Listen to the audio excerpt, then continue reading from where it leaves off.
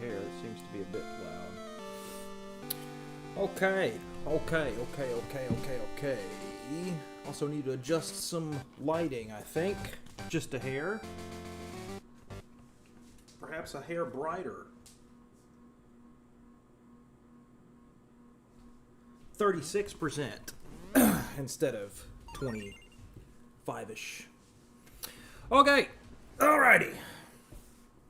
So, we are gonna play some frickin' Pokemon. Hello, Gage. You're really gonna enjoy this story. I have a feeling I'm gonna have to tell it several times this evening. But my girlfriend Emily and myself were playing Pokemon Friday night together.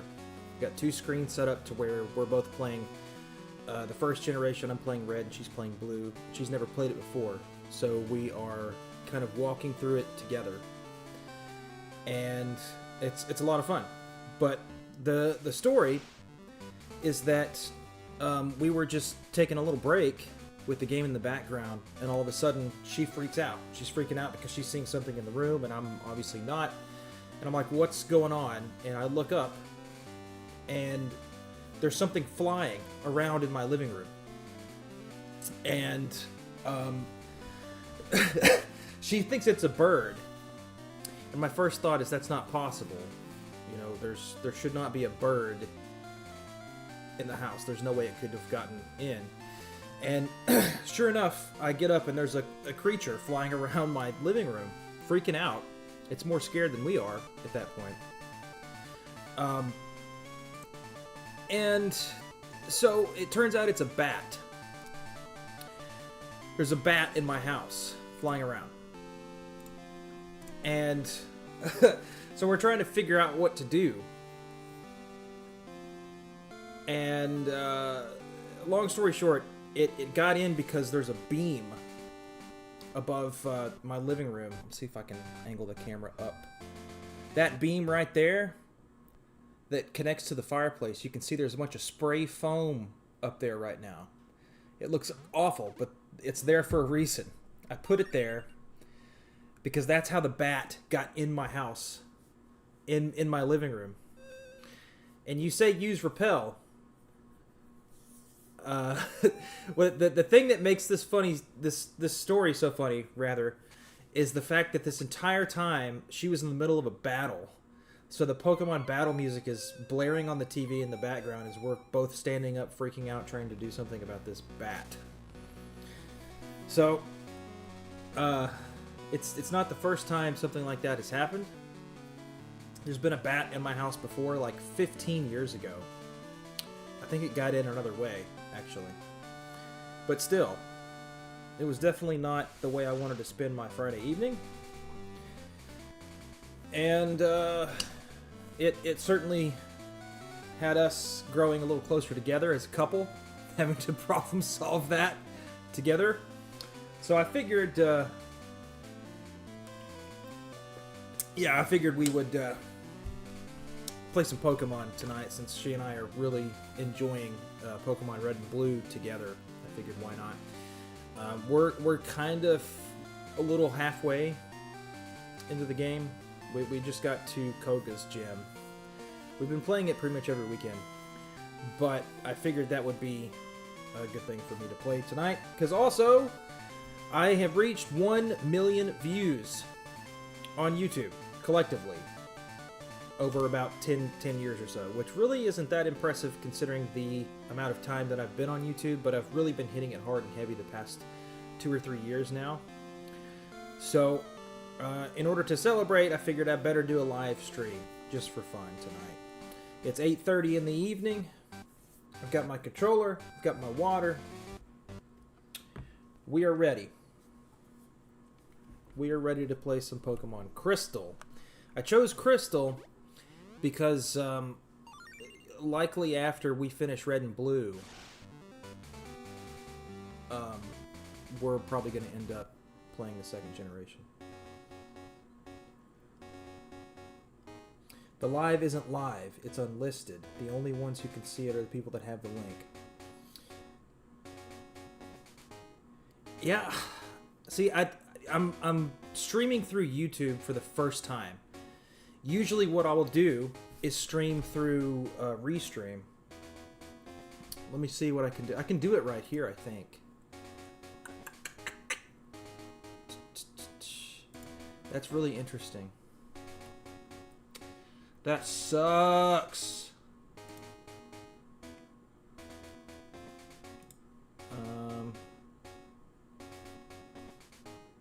Yeah, that's really dumb of me. Okay, I'm just gonna have to do it again, I guess. Yeah. Yeah, like I said, this is my first time trying to do this via YouTube, but I appreciate you. If you could fix it, I don't know if you can do it while the stream is going on or not.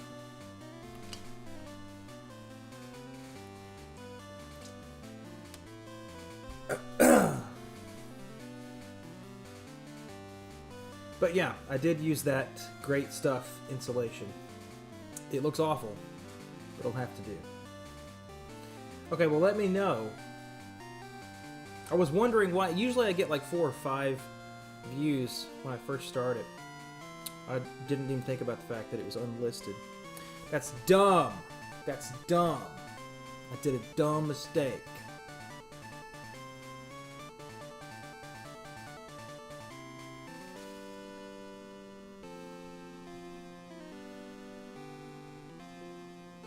Okay, cool. So now we're live. We're actually live right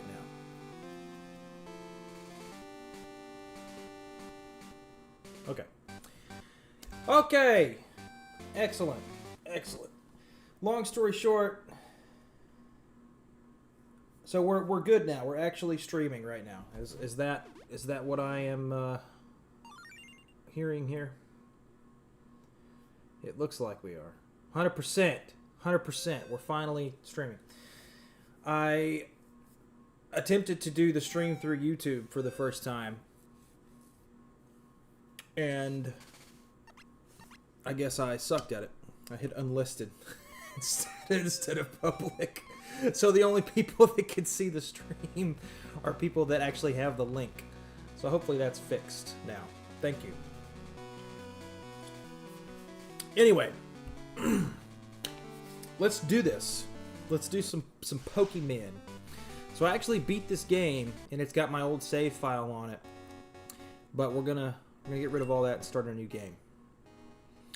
Now here's the tough decision. Do I want to be a boy or a girl? I kind of want to be a girl, just because this is the first game that you can be a girl.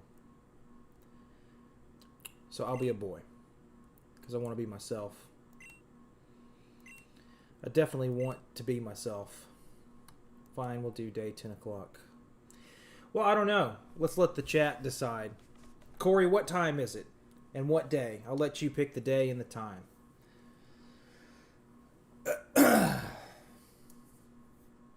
And I'll wait. I don't have anything else to do.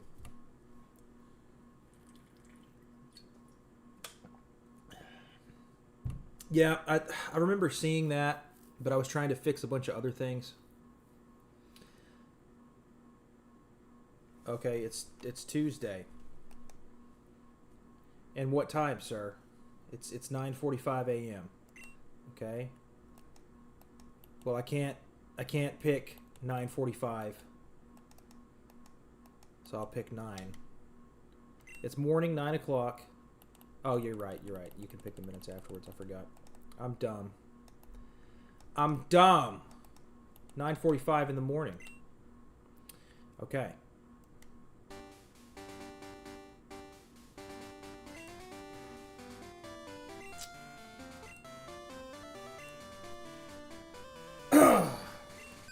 So I took the scan lines off because the scan lines don't really look that good over the stream, but I did leave the Game Boy Advance CRT, or I guess it's not a CRT, the Game Boy Advance mask on.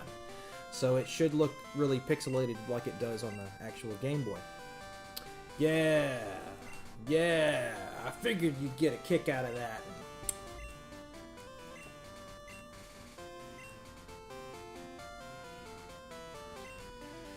My name is Travis. So I will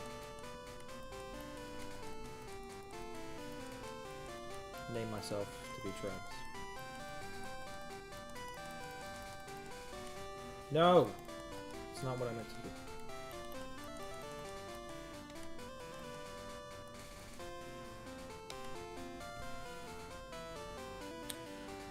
Are you ready? Your very own Pokemon story is about to unfold. You'll face fun times and tough challenges. A world of dreams and adventures with Pokemon awaits. Let's go. I'll be seeing you later. Hell yeah. Let's go have a chat with Mom. Yes, yes, yes, yes. Thank you. I'll most certainly need that. Pokegear. It's Tuesday. That's what Corey said. Corey, is it daylight saving time? Do I really want to wait for you to answer that question? I'm just going to say yes.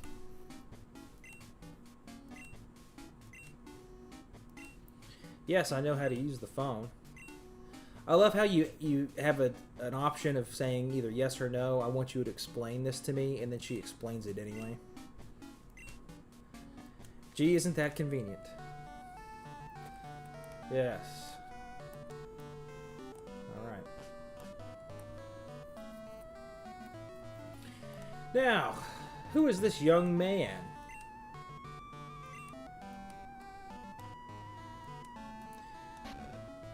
Oh, yeah. I'm gonna need to know what his name should be, because I'm gonna have to name him eventually. So you let me know.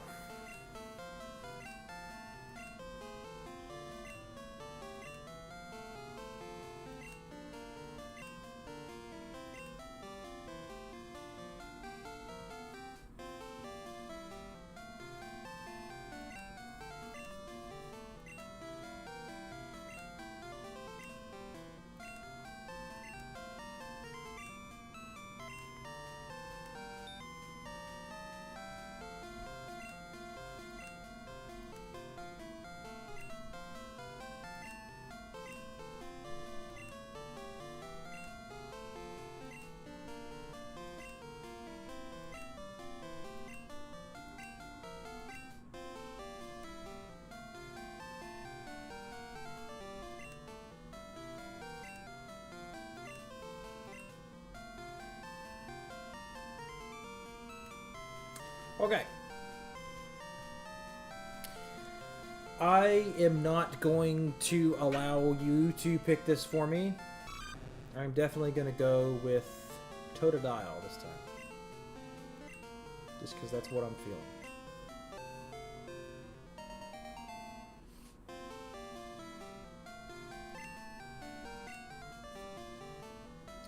But I will let you nickname it.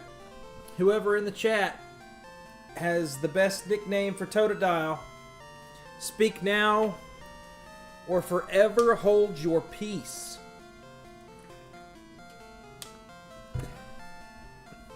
Let me know. What shall we name this sucker?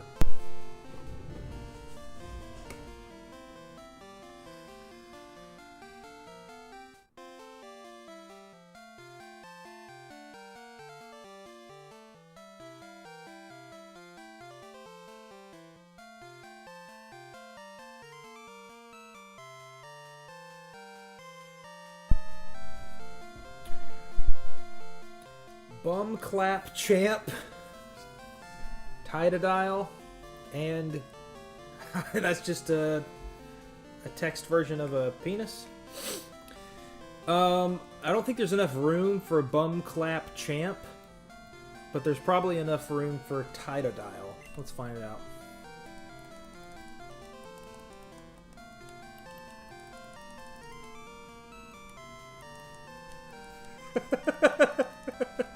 Tight. Oh.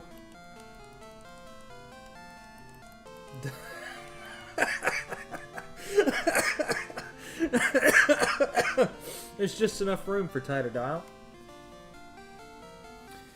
Mr. Caustic, you will have the honor of the next name, if you so desire it.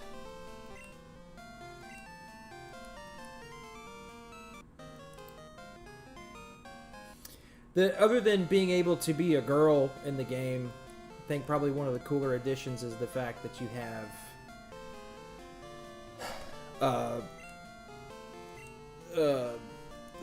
phones, mobile phones and stuff, which is really, really cool. You know, hang on just a second. I'm going to take this chat window and scoot it over here so I can actually see it. Yes! Technology. Alright. The other choices of starters are Cyndaquil and Chikorita. Yeah. I did a run with Chikorita one time, or 2 times, 3 times, something like that. I've played this game a lot since it came out. But I usually always go with Cyndaquil. He's my favorite of the 3. But I definitely dig Totodile. And for this run, I think it's going to go pretty darn good. So it's going to be just a second before I'm able to name another Pokemon. But Mr. Caustic, you have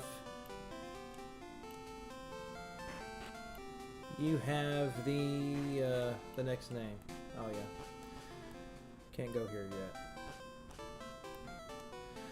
Iceman, what's up, man? I was listening to that Airman song today. The cover that you did is fire. Thank you so much. I really appreciate that. That's one of the ones that I would have liked to have put on my new album that I recorded in November. However, it's really, really tough. And I suck at playing it. I arranged it, and it's too difficult to play. And that just wasn't one of the ones that I went with. But I do like that too. It's a lot of fun to play, but it's very, very easy to screw up. Okay. I've been in Generation 1 the past, like, 3 weekends, so I'm trying to remember where I'm supposed to go. Let's up it this away. I'll grab that. Antidote. Alright.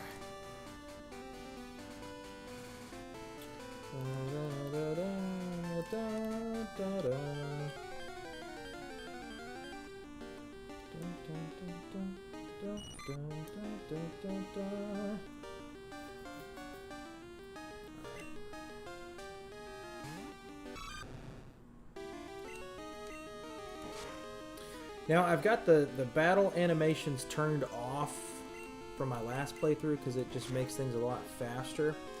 But I'll leave it up to you guys. Do you want to see the battle animations or not? Because I can turn them on. It makes it probably a little bit more entertaining.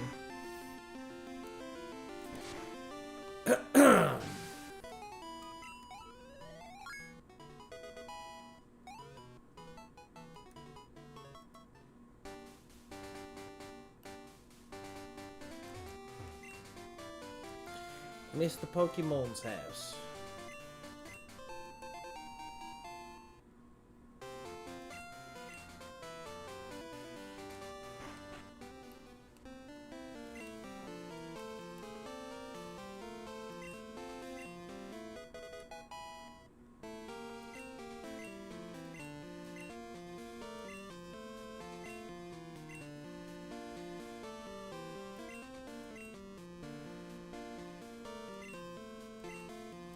By no means am I going to hardcore Nuzlocke this.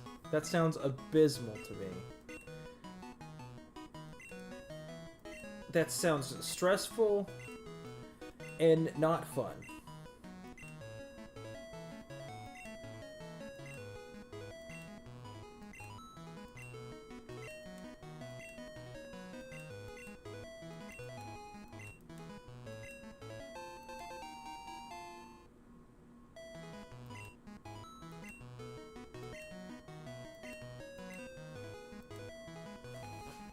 Okay.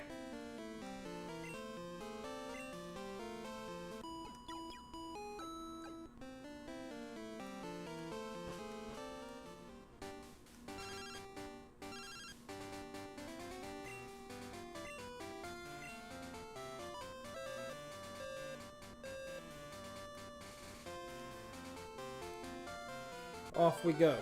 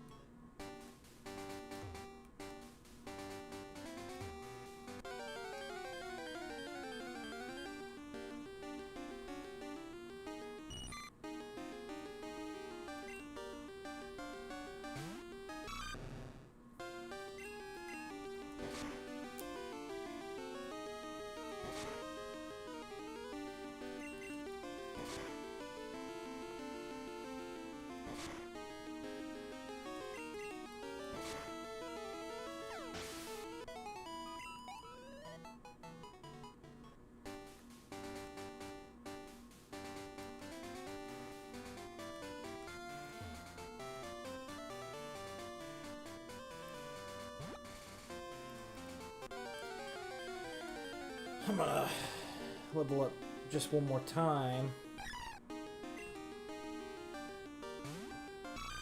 Since I'm already here doing this.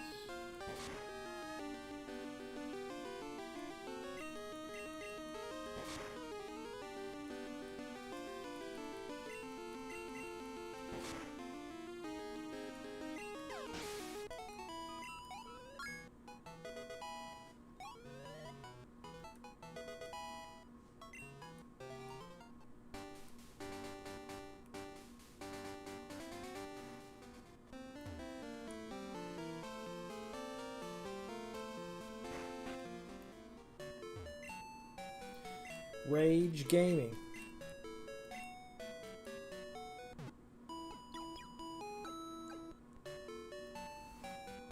That's right. Yeah, I think this chat thing is kind of messed up because it says I have 0 viewers right now, but you just saw that like a moment ago. It's very strange.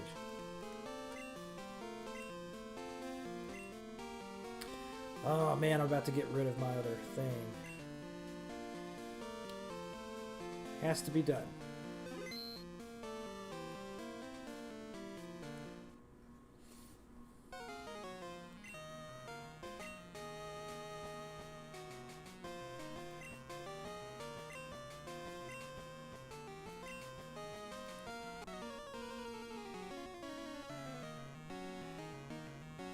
That's strange.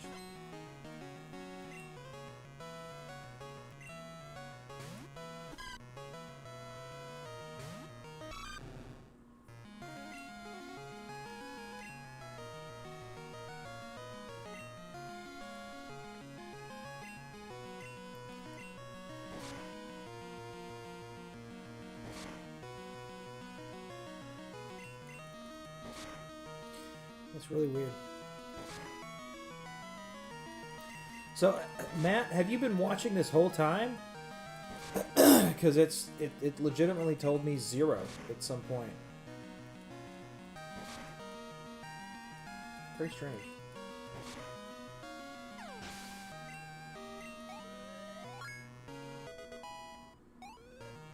Hello, Brandon.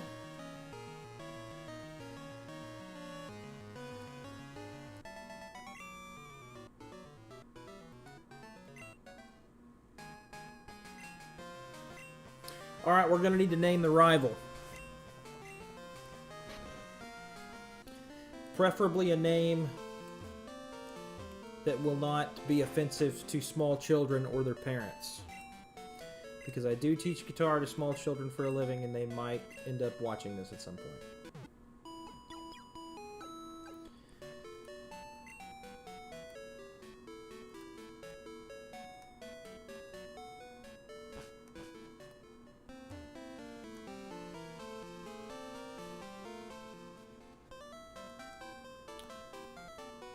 Excellent.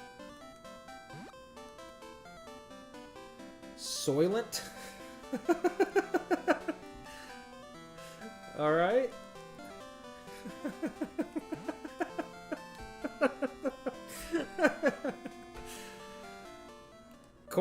He's got the names down tonight.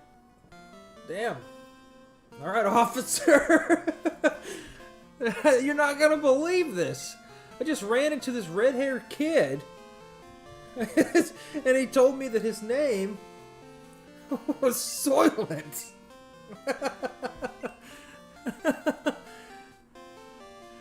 Oh, yeah. You battled a train. Yes. I did. I sure did.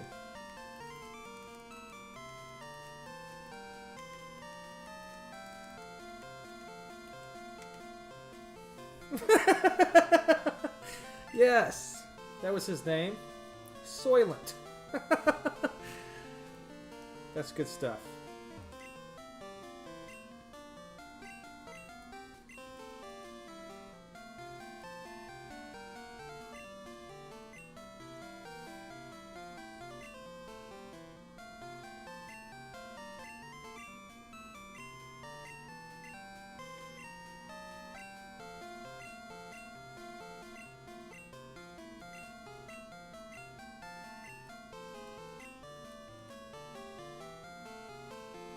Ugh. I hate the one thing about the intro part of this game. I hate the little scientists that stop you from leaving. I mean, yeah, he gave me a Pokeball and that's cool, but like, why couldn't they have programmed Professor Elm to do that too? Why do you have to stop me? Don't appreciate that.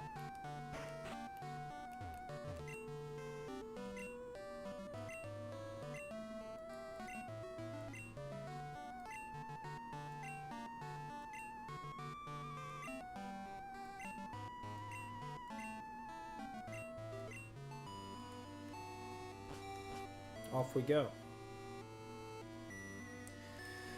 We're off on our journey.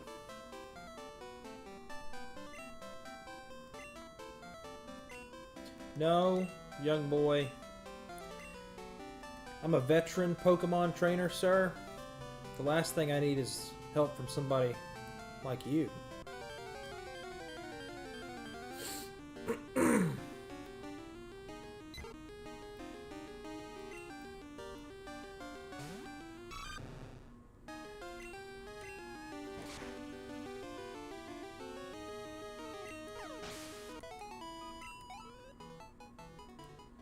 Boy, you lost your mind.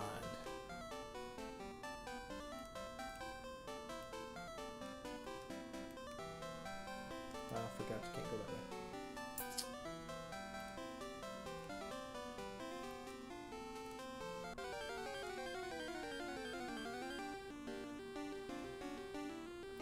Birdo would have been a good one. We could save that for whatever Pokemon that I happen to catch here for a little while. I think I'm going to try to get the Centret, even though I only have one Pokeball. No, I've got 5. They give me 5. Okay. That's good.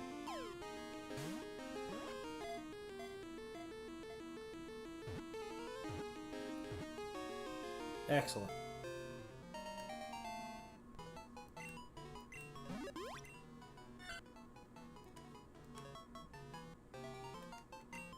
Oh, I forgot. I forgot about the nicknames. I'm so sorry.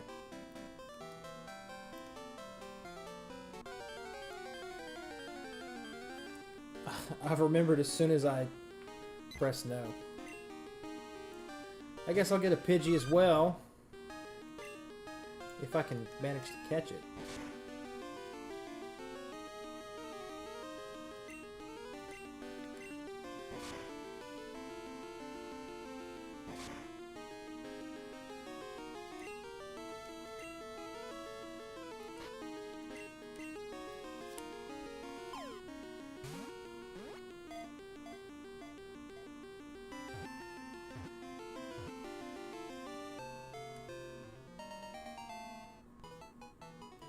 Alright, what's the Pidgey's name? I won't forget this time.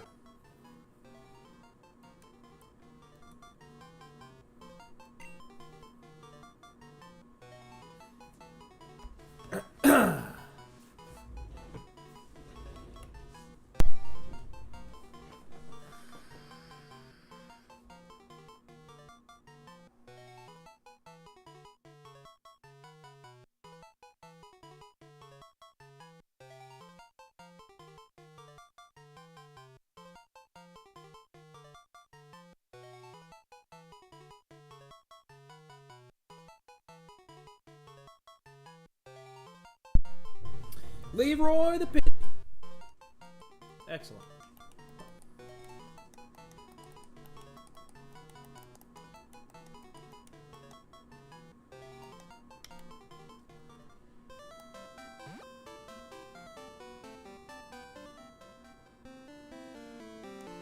It's Leroy.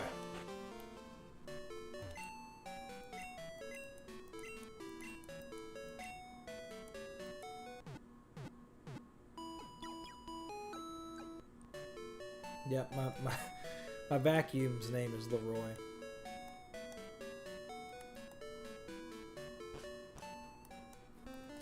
Okay. What do you have? A berry.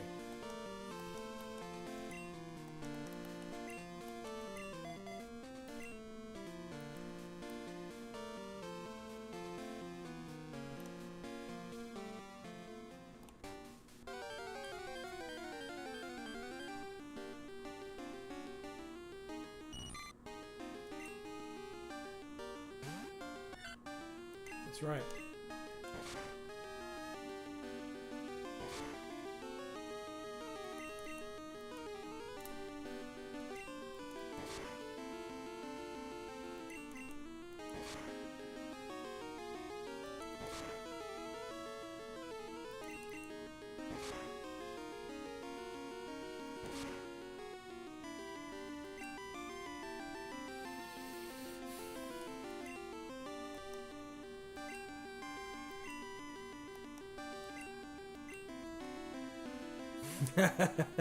That's his tail. He's not pooping.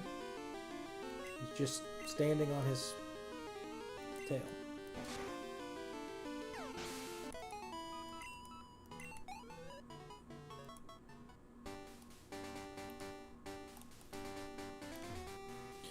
Guess I'll do a little grindy grind right here for a few minutes. Then we'll move on to Violet City.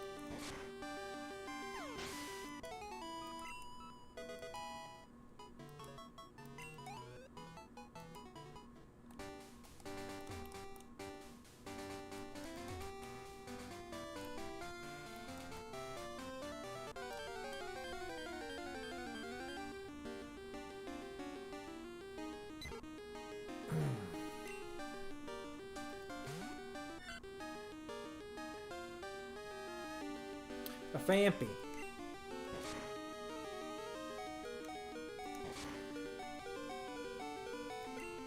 Suppose I should do that.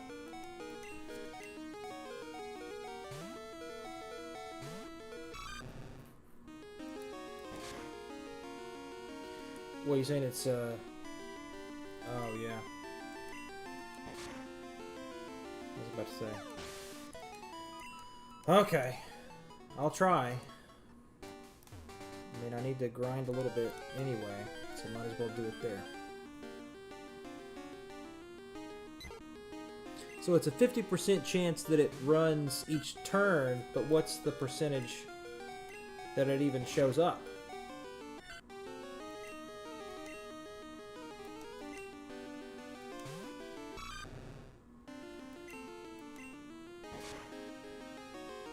1%. I don't like that. So you want me to go chill over here and look for a Pokemon that has a 1% chance of even showing up, that also has a 50% chance of sticking around so I can attempt to catch it. You want me to do that during a live stream on the YouTube machine? Is that what I'm hearing from you? Yeah, it's a Phanpy. I don't even think I've ever had that Pokemon in this game at all. I forgot that it existed. I'll tell you what. I'll meet you halfway, and I'll go try. I'll go try for a few minutes at least.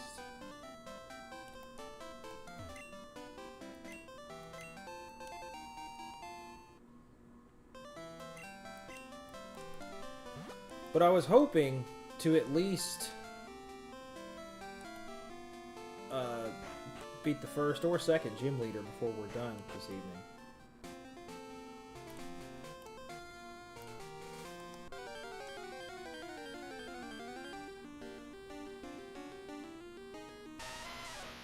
Oh, there's Geodude.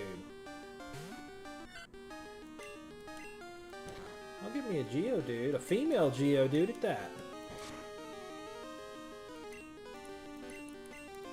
I didn't realize that you'd get Geodude here.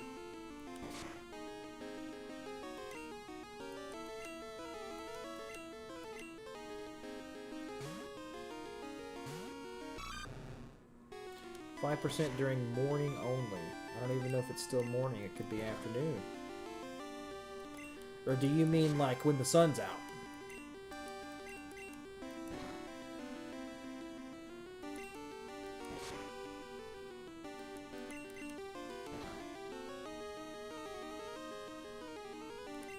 Okay. At 4:10. Well, I will check the time after I catch this Geodude. It's probably too late.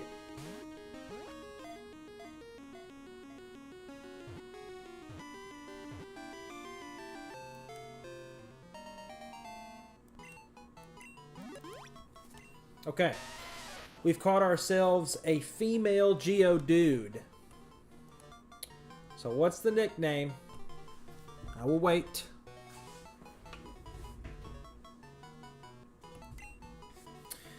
Hello, Dan the guy. No, we are not doing a Nuzlocke. I'm not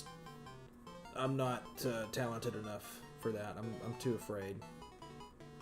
It's not that I'm afraid. I just don't want to play this game and be upset. You know, I can get through it. Get through it just fine. Just don't want to be upset. That's all. Female Geodude, I need to know a name. Let me know.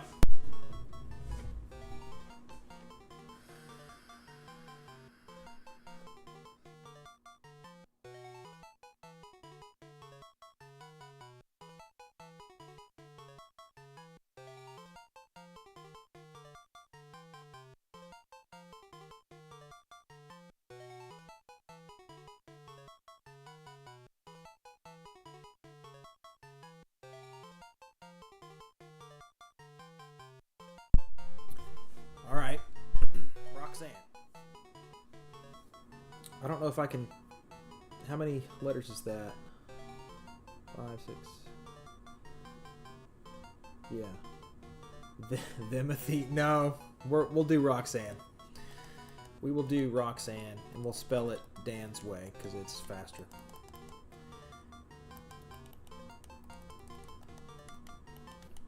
Very good. Excellent. Oksana. That's a good one, too.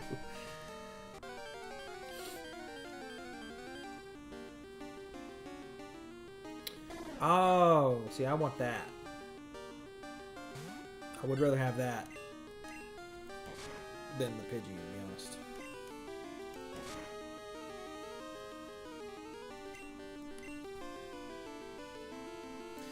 Yeah.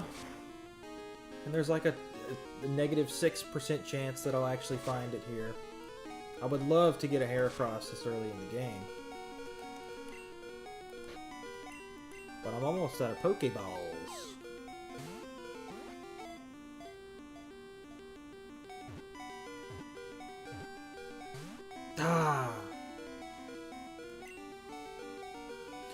Yeah, I remember. I remember the tree.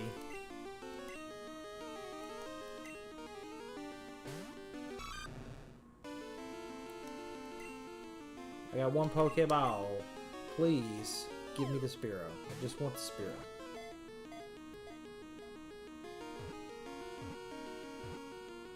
Yeah! Awesome. Very good. Alright. Spearow. Need a nickname. What do we got?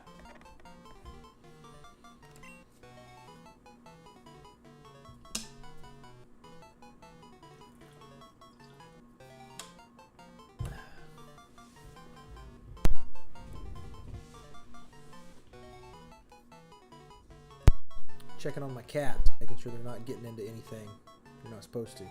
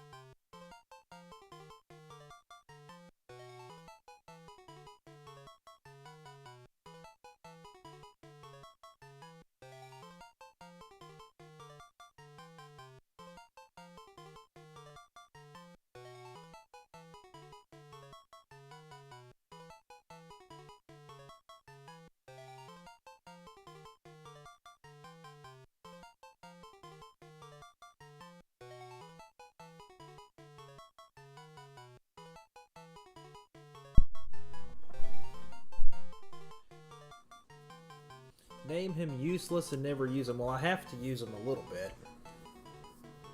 Goose. Come on, Sam. What's the Spearow's nickname? It's your turn to name a Pokemon. We're waiting on you, sir. We're waiting on you. I'll just wait right here. Oh.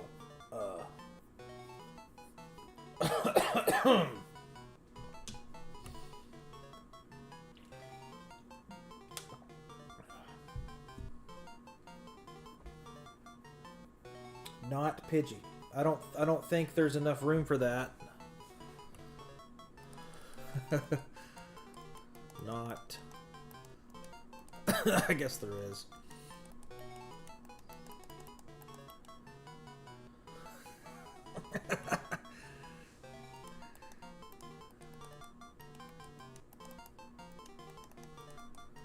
Not Pidgey.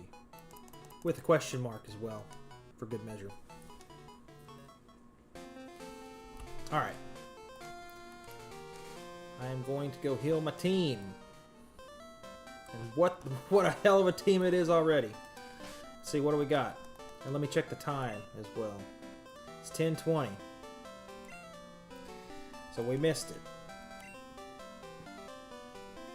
Got a Sentret that managed to not get a nickname. Titodile, Leroy, the Pidgey, Roxanne, the female Geodude, and not Pidgey, the Spearow. I think we're looking pretty good so far.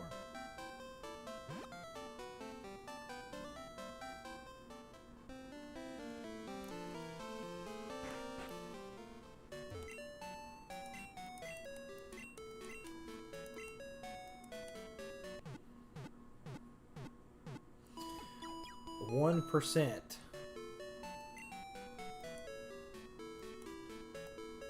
No, I am not doing a Nuzlocke.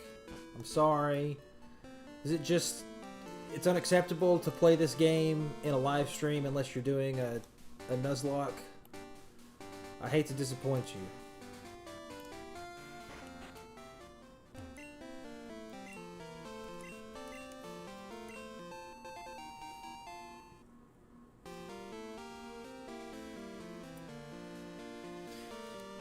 I have plenty of drama and tension playing this game without that.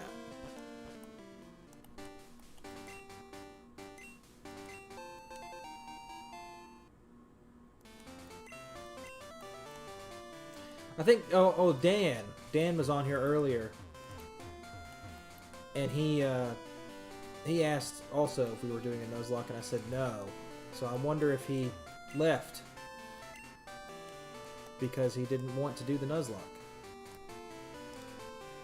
Or he didn't want to watch unless it was a Nuzlocke. I don't know.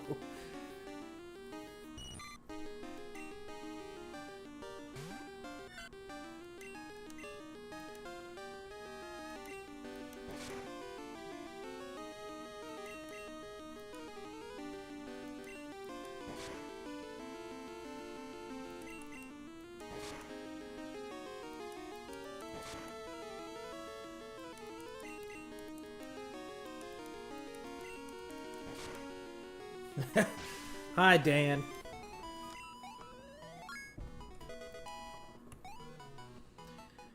Marvel Rivals. We play that game every weekend during the evening time, and I must say it is pretty fun if you have a full team. I'm getting really unlucky lately when we don't have a full team. But then again, sometimes we suck really bad without a full team. Which reminds me, let's see if I can do this real quick.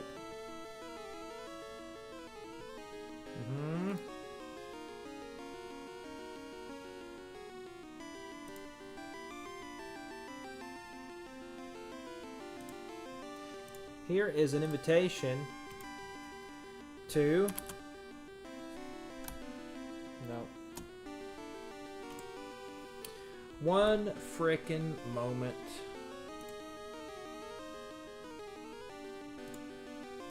I'm trying to do this. There it is. Excellent.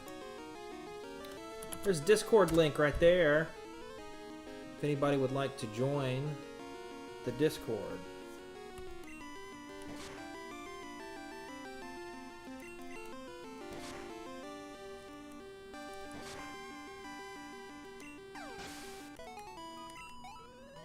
That's where we do the... Yeah, Dan. Playing Marvel Rivals so much, why don't you play it with us sometime? We're in there pretty much every frickin' Friday and Saturday night. Well, Corey's not. He's in there sometimes. But we'll give him a pass because he has responsibilities and a child. And he's soon to have another. How does that feel, Corey? What you just said, I have a child? Pretty soon that's not going to be accurate. You have to say, I have children from now on. It's not, I have a kid or I have a daughter. You have to include both children now whenever you say that.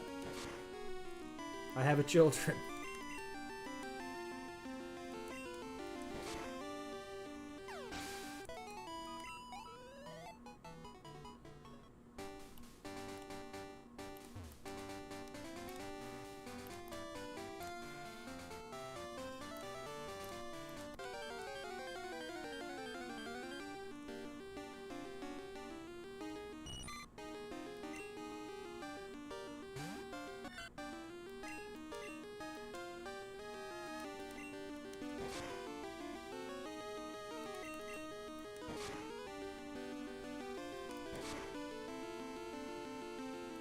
Can I do it? I probably can. Caterpiece really only wanting to use a string shot. Level 5.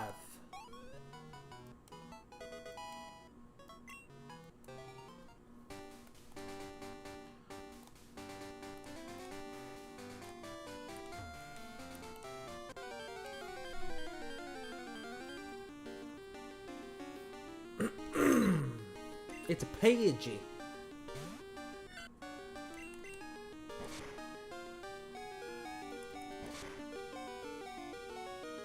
Yeah, Dan, who's your go-to character in Rivals? Quit playing that game and answer us in the chat.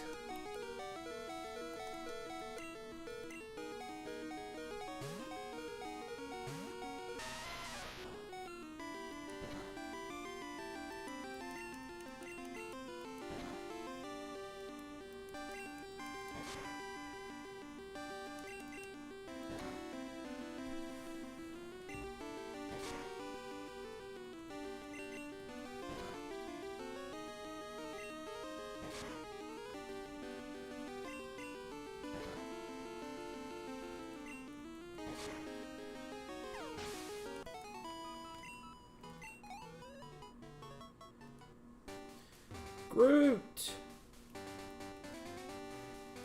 I actually like playing as Groot when I play tank, when I rarely play tank.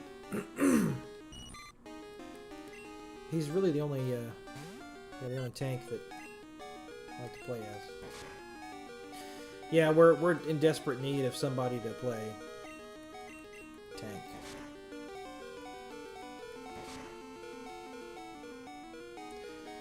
What do you think?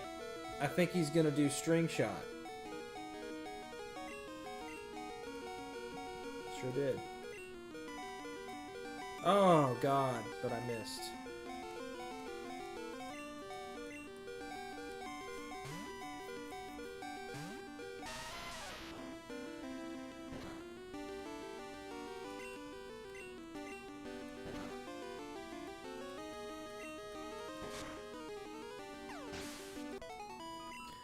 What do you mean you ain't got the time to practice?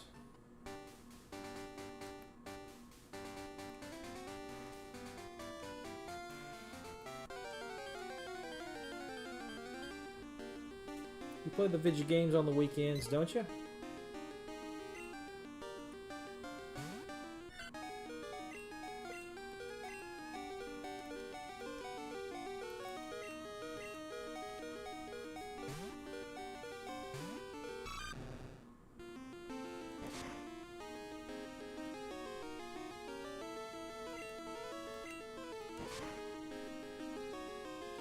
Too much time spent laying down on top of my wife lately.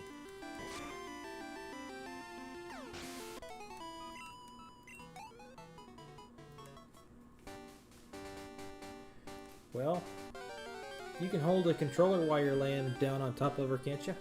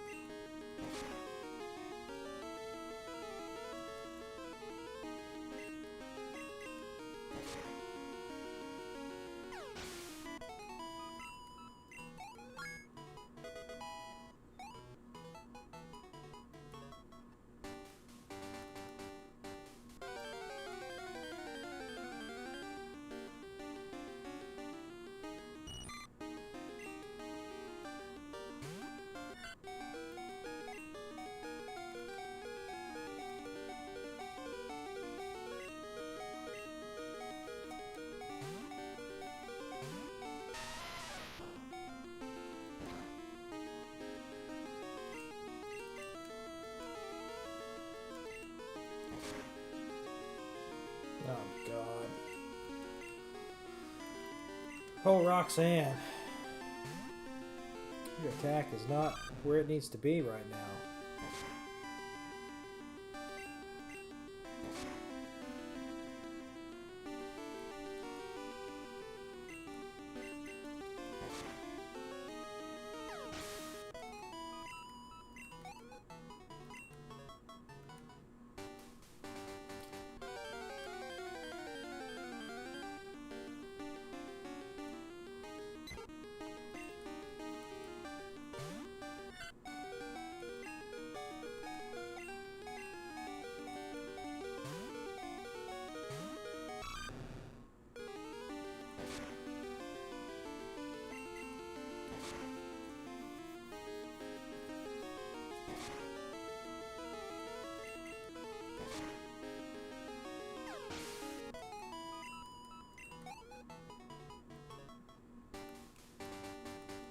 Alright, I'm going to heal.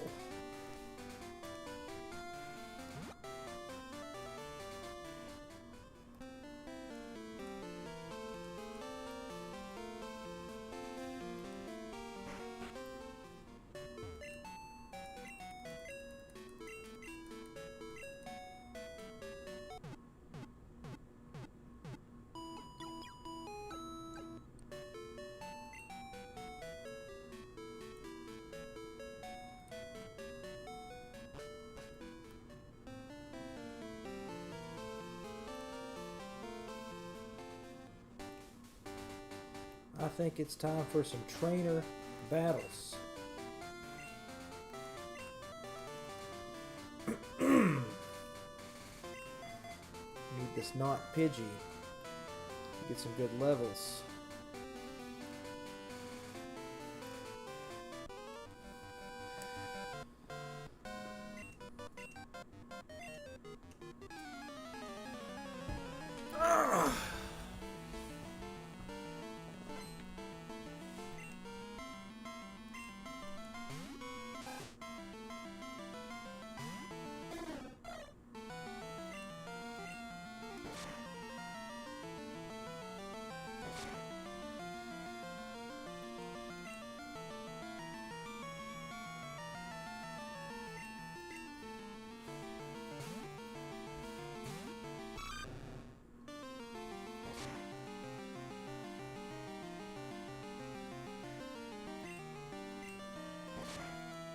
Like rain, perfect night for some games.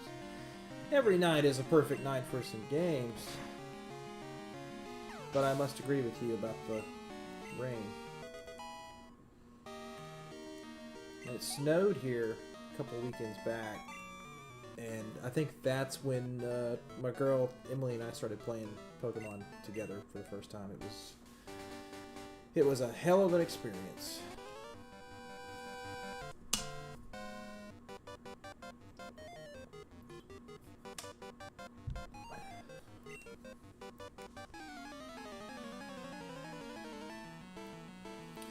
I've never appreciated this youngster telling me what I can and can't do. Youngster Mikey. Asking me, are you a trainer? Well, then you have to battle. I don't think I do. I don't appreciate you telling me that, even though he's right. You can't back out of it. Still, not a very nice thing. Perhaps his parents need to teach him a lesson or two.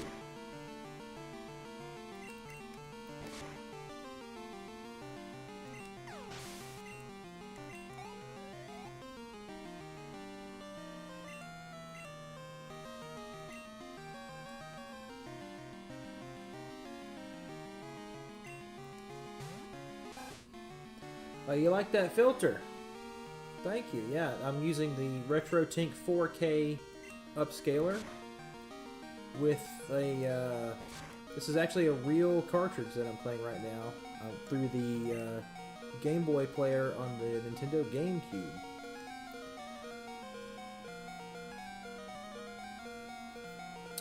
Yeah, that was it. No Mercy. WWE or whatever it is, WF, I don't know wrestling at all.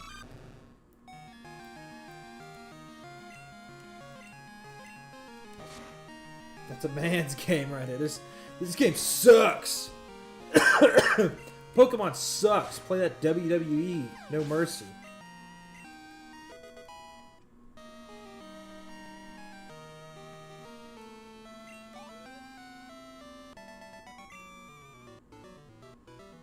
Jaquan!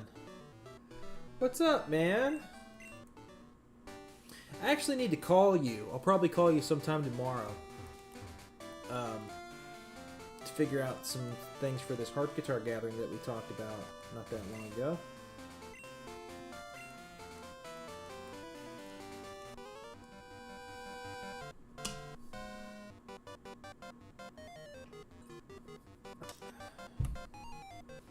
Greetings from Vietnam. Wow, that's a long way away from here.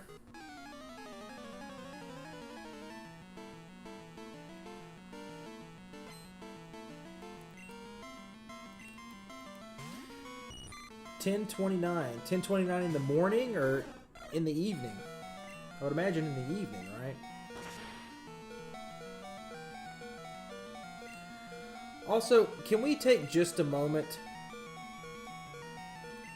to acknowledge how good the super effective sound effect is in Generation 2? It's so good.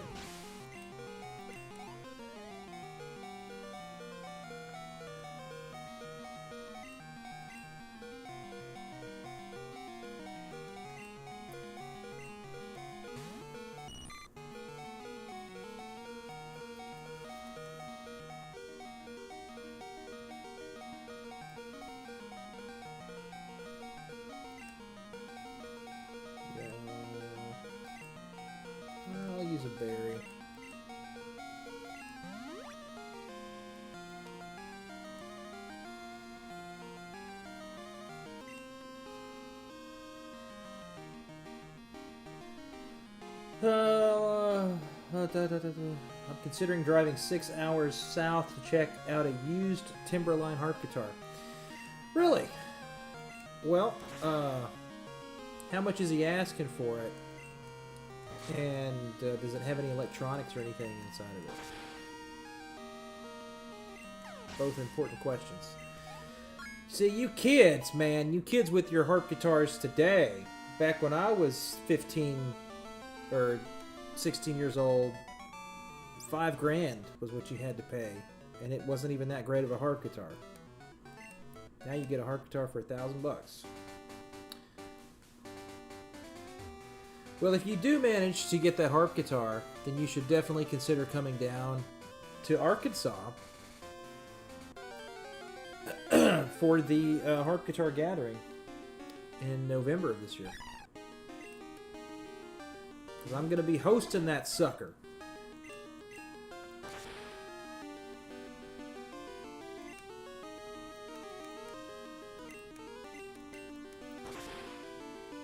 Gen 2. Best Gen 2 game ever. Honestly, man, I think this is probably the best Pokemon game ever made. And that's just me.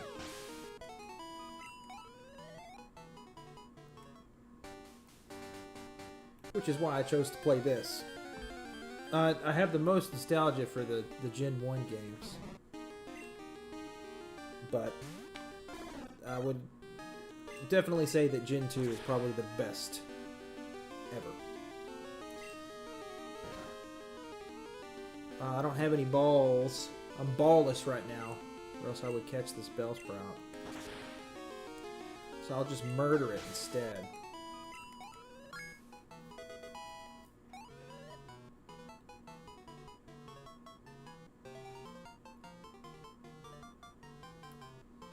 I will say, what I did play of Heart Gold was really good.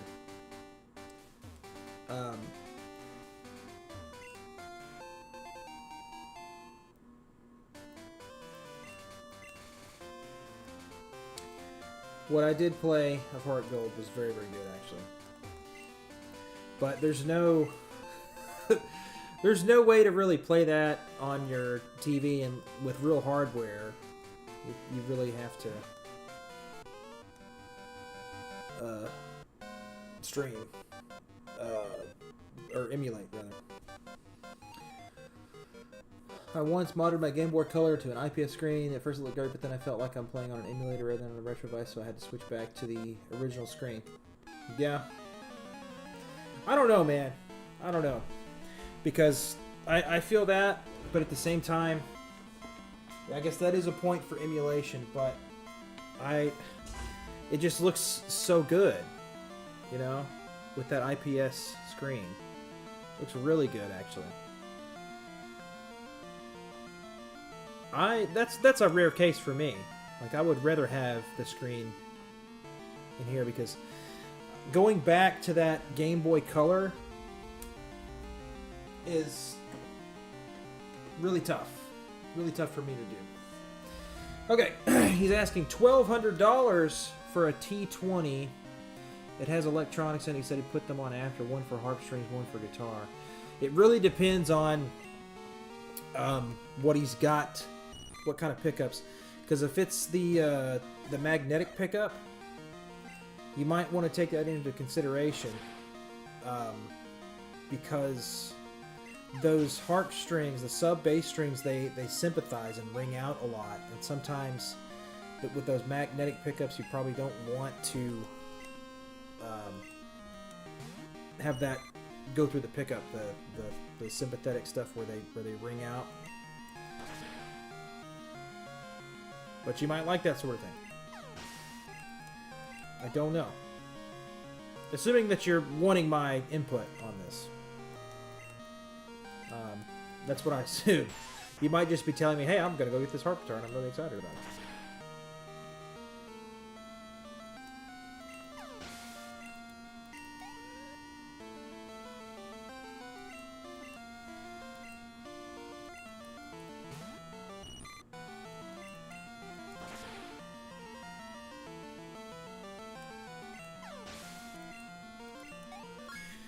Well, I would say thus far, not Pidgey, question mark, is the best of the Pokemon that I've caught so far. We're just annihilating these bug catchers.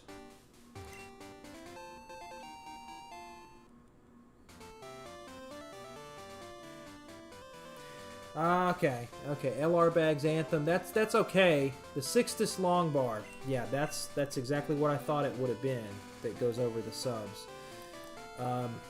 It just depends on what you want to do with it, man. If you just want to plug it in and play with it, then that's fine, but recording and stuff is probably not a good idea to use that pickup. But again, this is just me. In my harp guitar, I've got 2 pickups as well. I've got God, I can't ever remember the names of them, but it's a Fishman. I think it's like an Element or something like that. It's the one with the magnetic pickup and the microphone. I've got that on the guitar side, and on the sub basses, I just have a K&K. I really like that.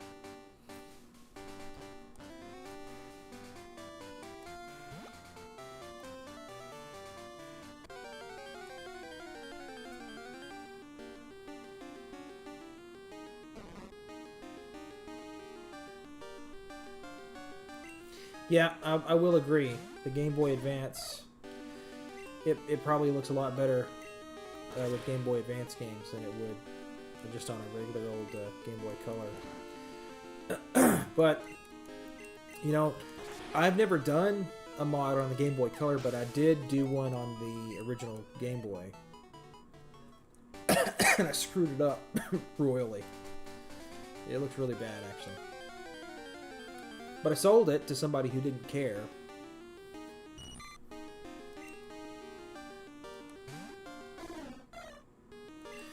But I can definitely see why people live stream Pokemon games in general. It's a pretty chill game that doesn't require a lot of intense gameplay. So I will probably continue to stream this every Sunday if I can.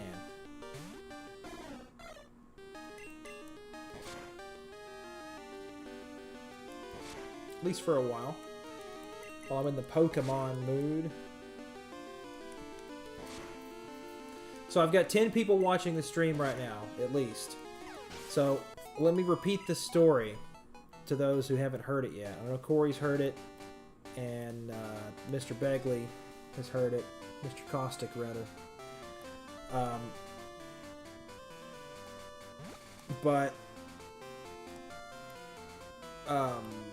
Yeah, really quickly.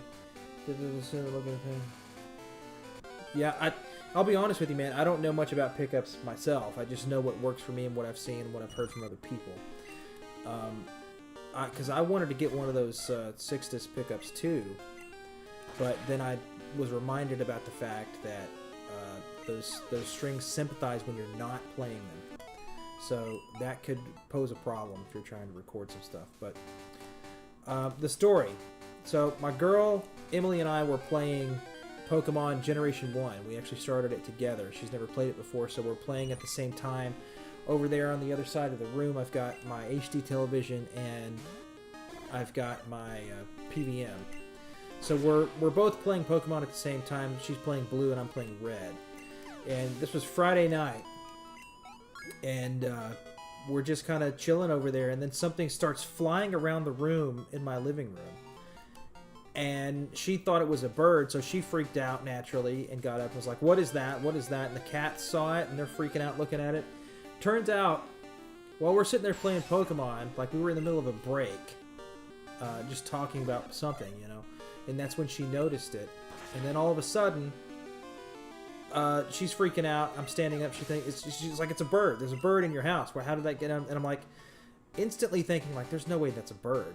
How could a bird get inside my house? But then, after I took a good look at it, I realized it was a bat. So it's a small baby, obviously not full-grown bat, flying around my living room. And it's going in the living room and into the kitchen and in the living room and into the kitchen over and over and over again. This is Friday night, a couple days ago, actually.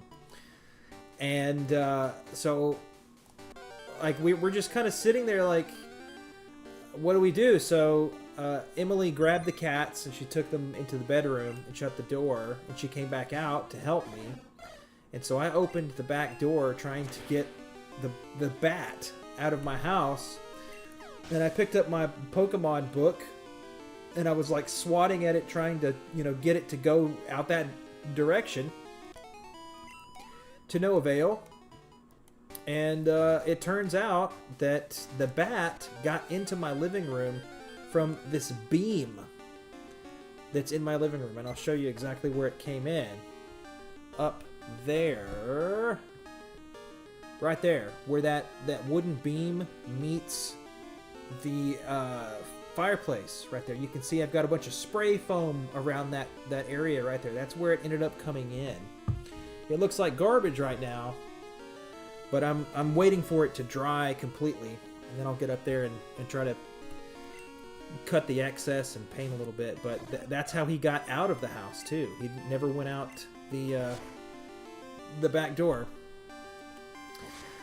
So yeah, that was a hell of an experience.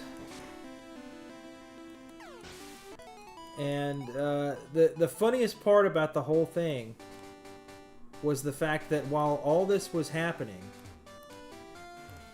the Pokemon Trainer battle theme was just blaring on the TV in the background. I thought that was really funny. And what a hell of a thing to go through with your significant other. And I told her the other day, after that happened, I sat her down while we were eating. And I was like, that's probably our first crisis that we've gone through together. I think we did pretty well.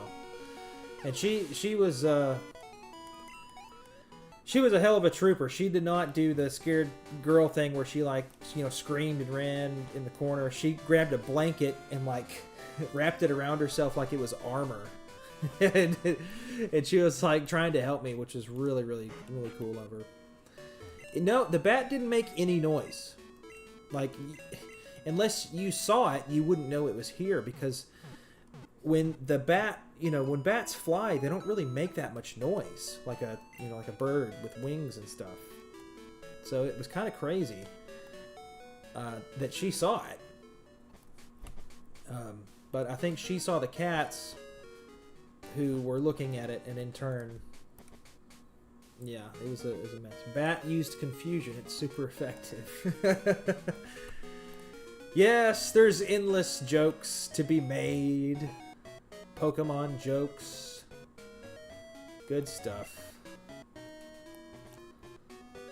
If there's one place I never want to be, I would say it's very likely Earl's Pokemon Academy. I would never want to attend Earl's Pokemon Academy. I forgot about this. I thought it was just straight to the gym leader. Forgot about the tower. It's been about a year since I played through this.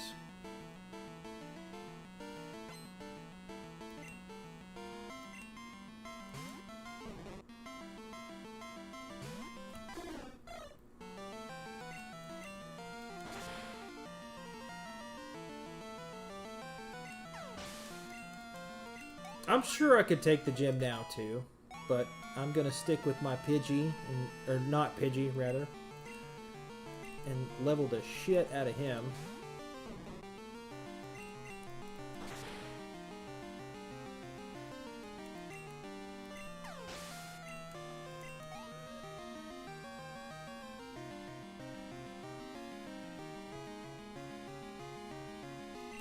Yeah, I've been using K&K pickups for 15 years now. Well, not that long. Maybe 12 or 13 years, something like that. I used to have the Trinity in there, and I've experienced the same exact issues with the microphone and the feedback. It's just not a good time. But like I said before, I still have a K&K on the sub side of my harp guitar, And I also have a 2 pickup system going in my 6-string guitar. I've got a K&K without the microphone. And then I've got the Fishman, like I said, I can't remember the frickin' name of it. But it's the one that has the microphone and the magnetic pickup built into one. But the cool thing about that is that it's a stereo jack. So if you have a stereo audio cable, a 1/4-inch cable, you can send that signal to 2 different sources, or 2 different, in my case, 2 different EQ pedals. So yeah, it's a large rabbit hole, man. The 2 things that I'm into, guitar and video games, are both very, very deep and dark when it comes to the rabbit holes. Yeah, I've been using K&K for a long time. They're probably some of the best. If you want like a good acoustic guitar sound that doesn't sound really thin and tinny, then you definitely want to go with something like a K&K. The LR bags are nice too, but I just like, again, they just sound too tinny for my ears. I don't know what it is. I'm not a big fan of them.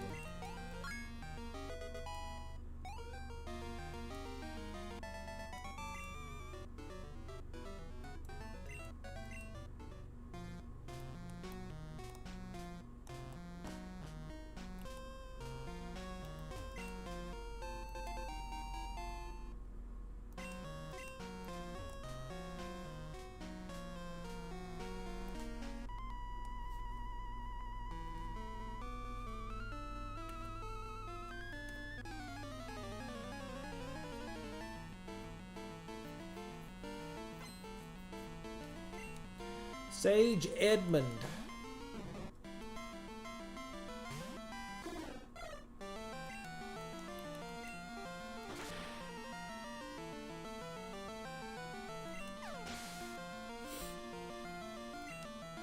So you're probably talking about the expression system, or what it's also known widely as the depression system. Honestly, that's probably one of the worst sounding pickups I've ever heard in my entire life for an acoustic guitar. I don't know why. I don't know how Taylor has been so successful with a pickup like that. I guess most people don't, you know, plug their guitars in, even if they do have electronics. It's just an added bonus. Yeah.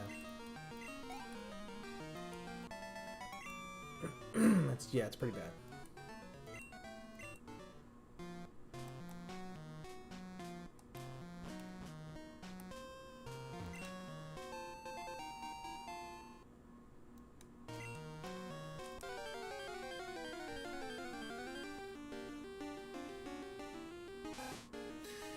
Corey, it was here, right? I should have started at night, because I'm pretty sure there's a chance to catch a gas leak here. Am I wrong?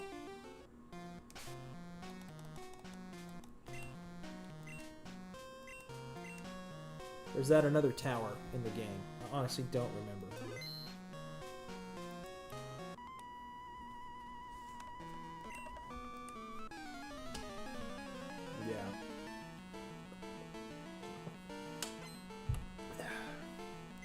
Son of a gun. I could have had a Fampy if I stayed in that one area for several hours.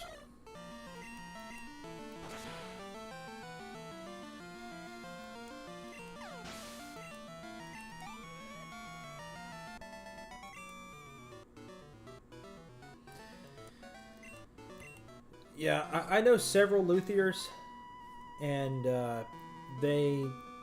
they're all really cool people, but I can't comprehend what they do. Like I'm terrible at creating things with my hands. And even doing like console modifications, I don't know if I just have naturally shaky hands or what. But some of the stuff that those guys create is insanity.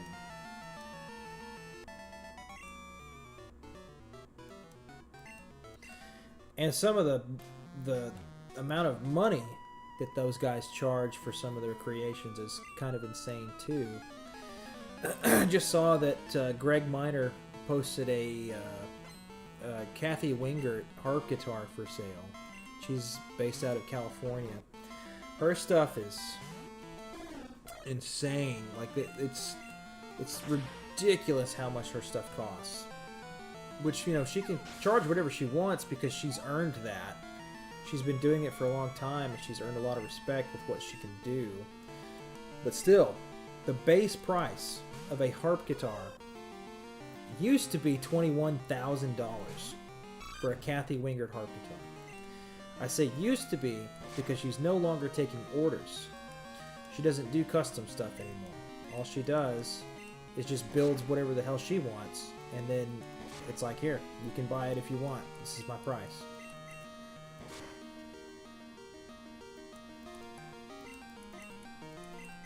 So she is, in a sense, the very definition of her own boss at that point. Nobody gets to tell her what to do. She just gets to work and at her own pace and do what the hell she wants and sell it. Which is pretty darn cool.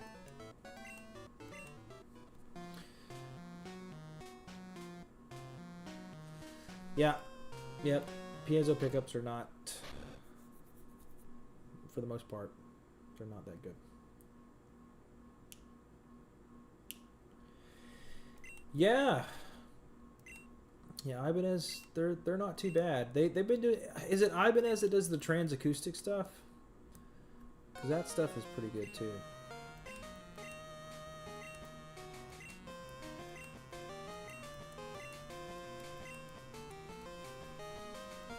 Silent. I forgot about that already.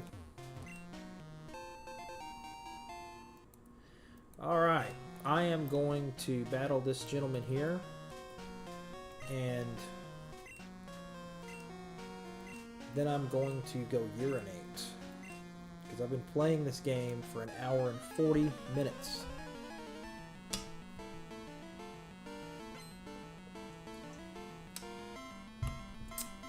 Gotta stay hydrated.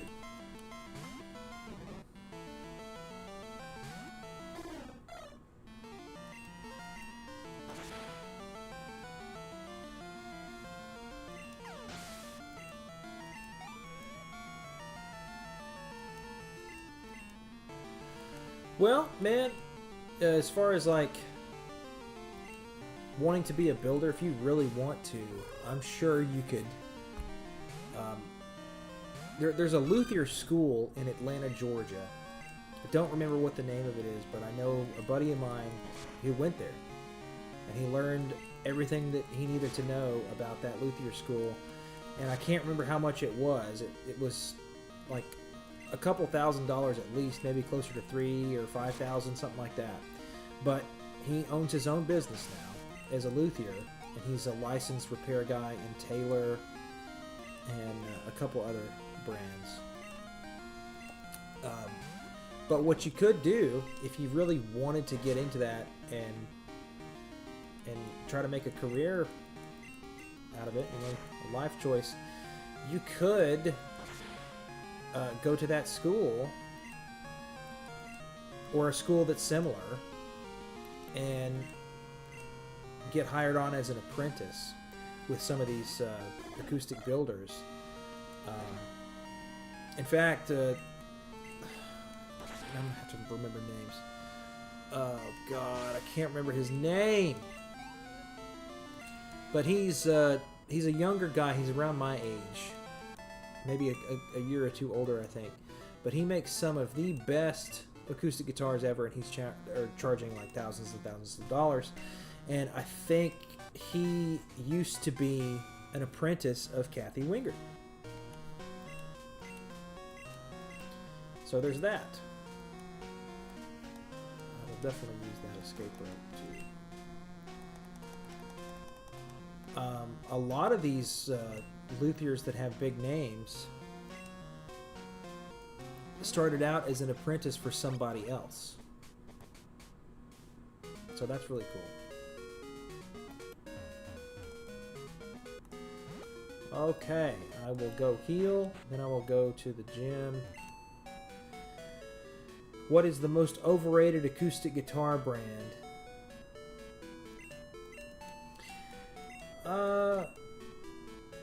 Takamine, they're okay.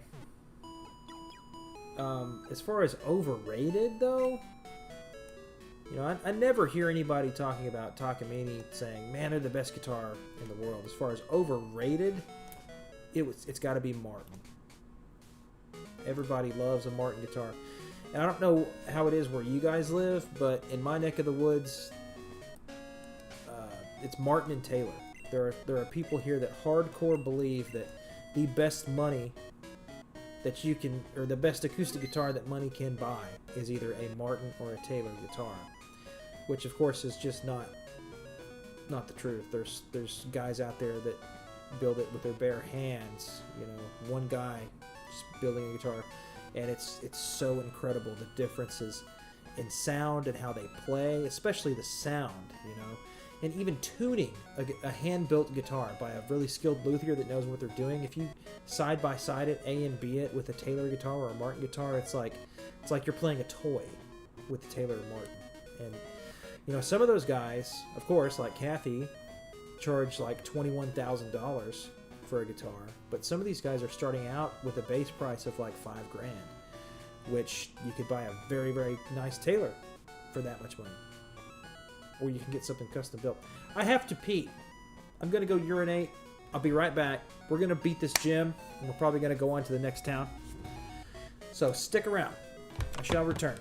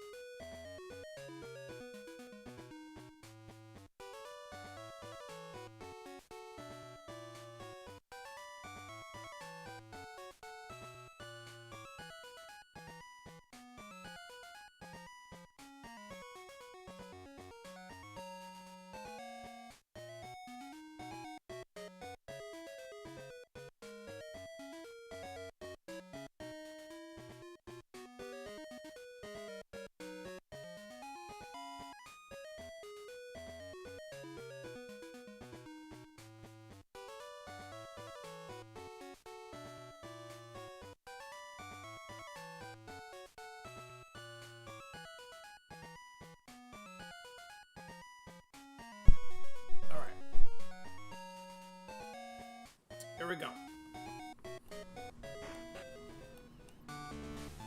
What I miss?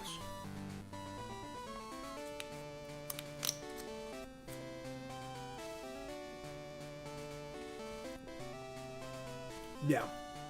See, I'm so stuffed up the butt a fingerstyle guitar.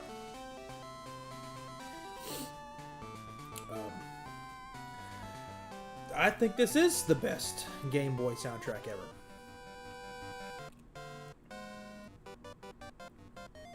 Even Game Boy Advance. I think this is probably the best overall Game Boy soundtrack ever.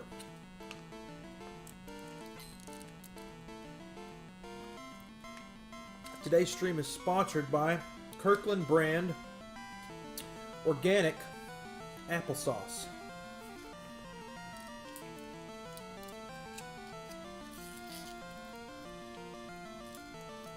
Ah, good stuff. Bird Keeper Abe.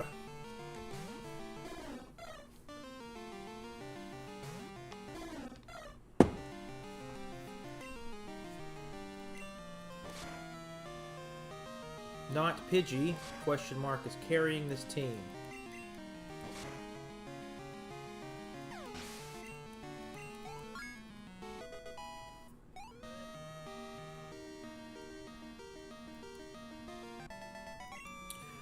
I don't know about math when it comes to harp guitar tunings, but you do have to be aware of the tension. So, for example, my harp guitar is a full-sized harp guitar, and my lowest gauge string is a 70, which is pretty freaking big. The highest I ever tune that string is a G. And I forget which G, which octave. But it goes down to a low E, and that E is equal to the lowest E that you can do on I think a grand piano. But the Tone Devil guys, they tend to want to use lighter gauge strings, I believe. So it just depends on that. That Timberline, I can't say because I'm not familiar with it. But if you go to Greg Miner's website, and I'll type in his name because it's spelled differently. Actually, I can point you to the website right here, right now. Greg Miner. Harpguitar.net, baby.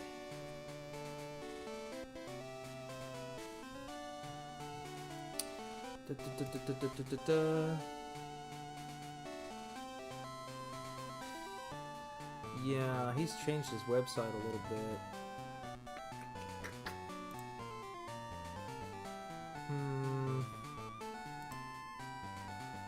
Okay.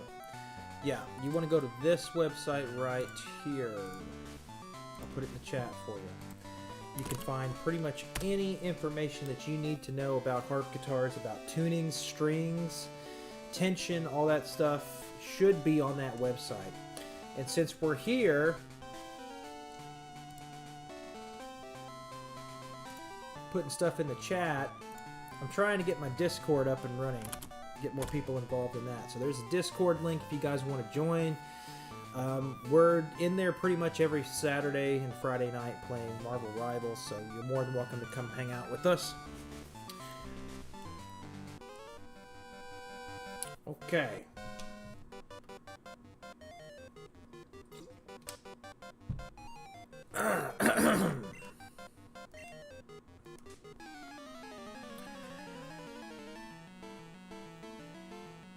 I can't imagine being this guy saying that we're here night and day to become bird masters, Pokemon bird masters. Can you imagine living in a world of Pokemon where you've got like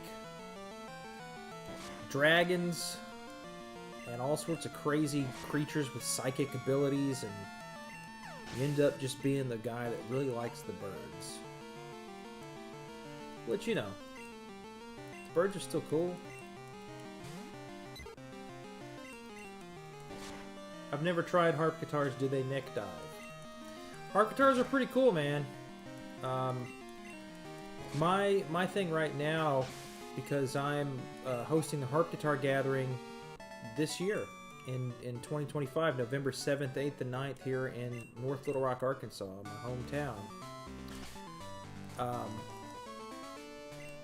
It's a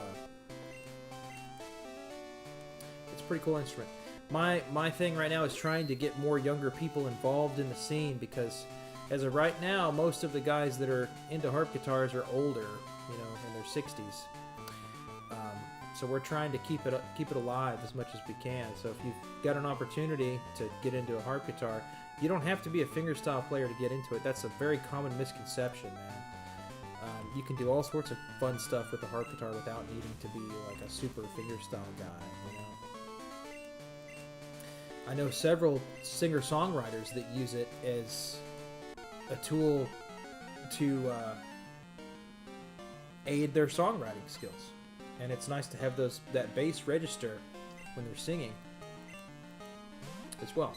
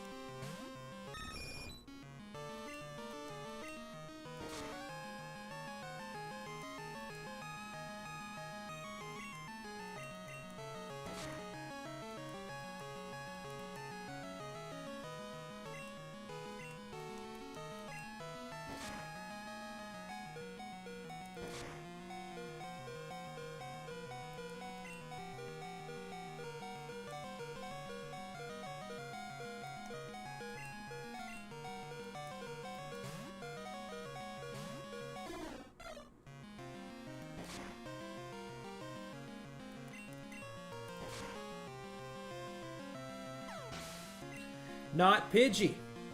Saving the day. Yet again.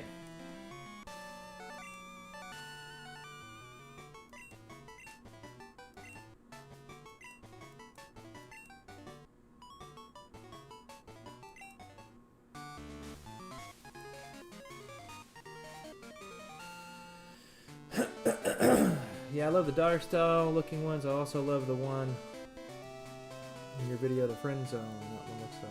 Oh, yeah. So, you're talking about the Mason one. Mason is a Chinese company that I used to do stuff with back in the day. And I convinced them to make 3 guitars, actually. They didn't have a 12-string, so I had them model it after the Taylor Leo Kottke signature model 12-string. And they didn't have a baritone as well, so I convinced them to make a baritone. And no. So, long story short, I convinced them to make a harp guitar. They didn't seem to have any interest in continuing to make it. I still have it. It's just not in my possession right now. I loaned it to a kid that I used to teach guitar to because he was really into the fingerstyle stuff.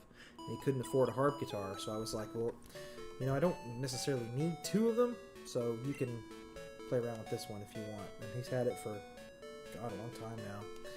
That reminds me, I should probably hit him up and get him to come to the harp guitar gathering.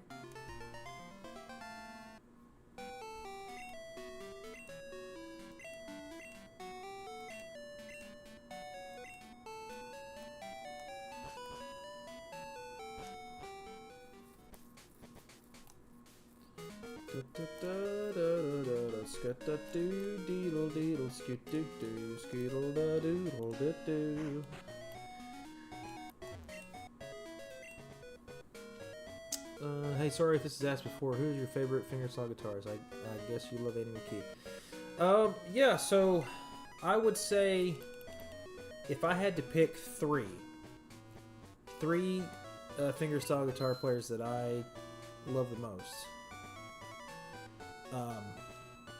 it would have to be first and foremost Leo Kottke, and then Michael Hedges, and then Andy McKee. Those are my 3 biggest influences on the guitar.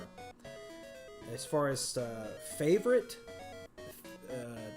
fingerstyle guitar players that I really enjoy the most, more of the same. I was really taken with Andy McKee's compositions, and I really like Leo Kottke. He's just my flavor of weird.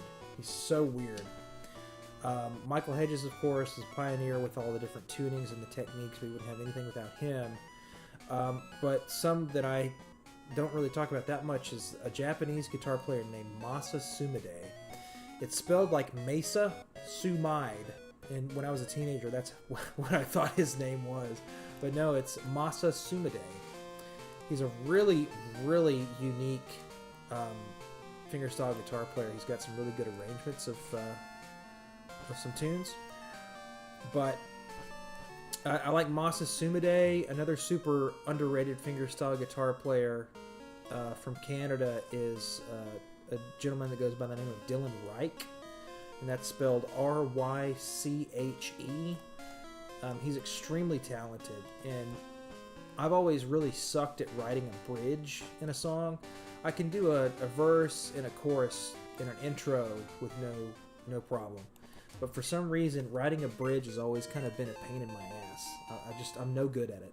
I'm not really, and you'll notice that if you look at my original stuff. I hardly ever have a song that has a bridge in it, just because half the time I just can't come up with anything. So I'll just do something else, either do a variation on the chorus or something like that.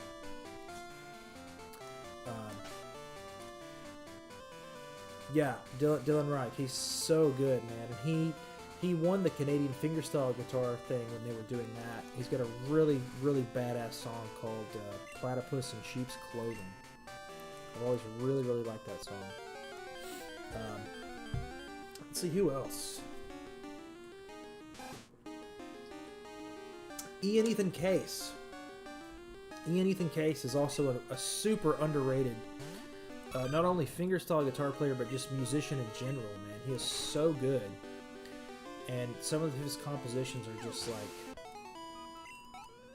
insane. Yeah, the roller coaster. It's a hell of a roller coaster of a song, too.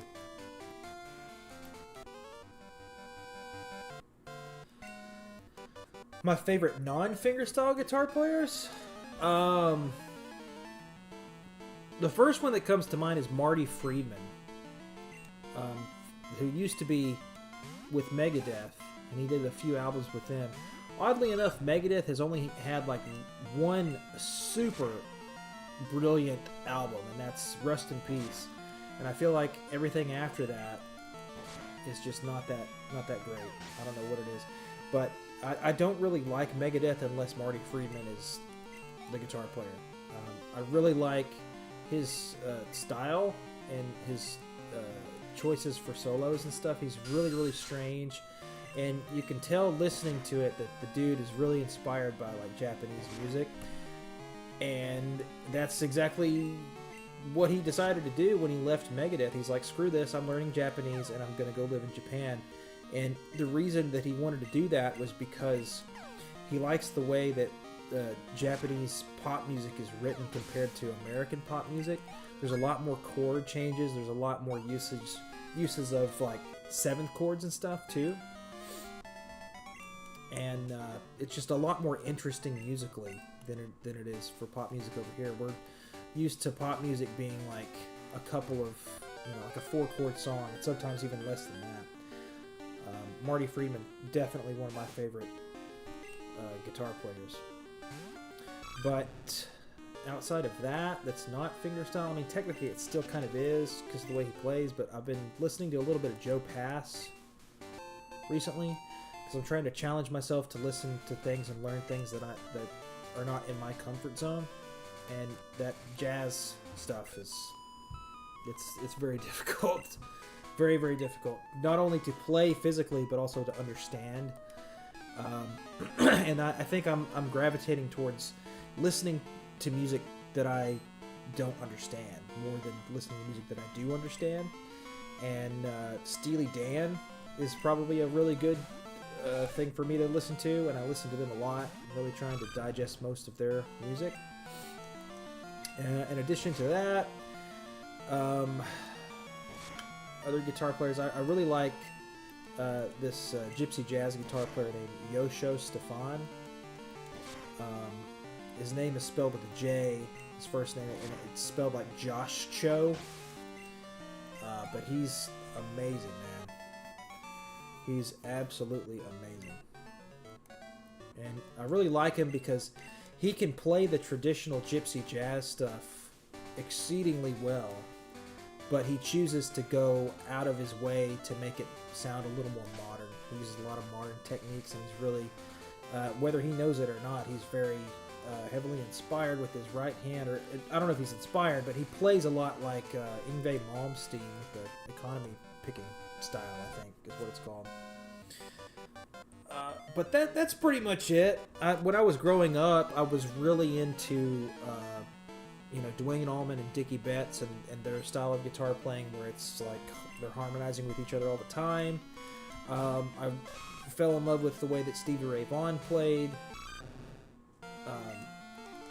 which, as a kid, listening to him, it was like he was doing the craziest stuff. But now that I'm a guitar teacher and I've grown up and I'm 32 years old, he's just playing the same pentatonic blues licks, just fast. And it's crazy to shift that perspective of being a small child and thinking that he's doing like some alien shit, and then to realize years later that he's just taking the really easy scales and just playing them very, very fast. So that's cool. John Mayer, yeah, I love John Mayer too, man. I don't get into the politics of John Mayer, and everybody wants to dog on him for being like the male Taylor Swift and everything, but shit, he's good at it. He's really good at it, and some of the stuff that he plays on the guitar is exceedingly difficult. But no, I really do enjoy John Mayer's music. His first EP, I used to listen to that a lot when I was a kid. Really, really loved that EP. He's got that song called Love Soon, which is a really cool song. That's the first time we heard Neon on an acoustic guitar, which is really nice. Classic, obviously. And there's a really cool song on there called Victoria. I don't think it's on any other recording that he's done. And I don't know. I could obviously talk about this stuff all day, but as far as like my influences, it's really, it started with Leo Kottke because one of my high school teachers tried to get me to play Little Martha by Dwayne Allman, which is still one of my favorite songs ever. But I found Leo Kottke's rendition on on YouTube.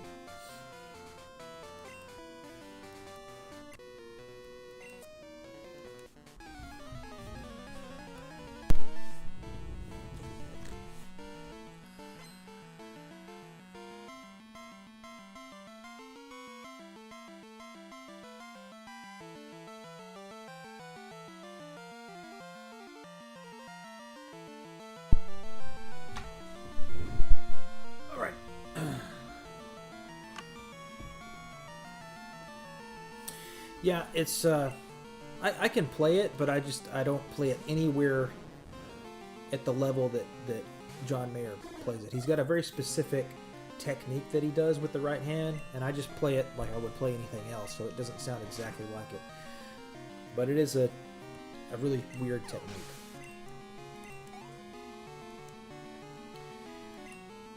It is a lot of thumb work. It's literally just the thumb and the index finger. That's all he really does for that main riff on that song.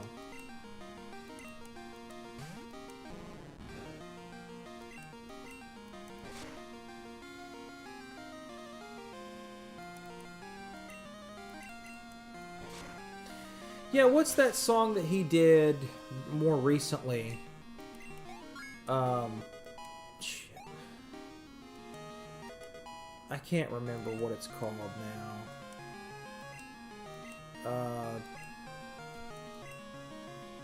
It's very very pop. I can't remember what it's called.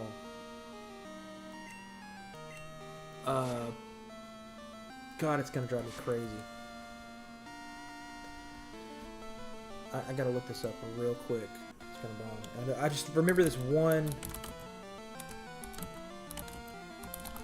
There's one line here. I'm sorry that my...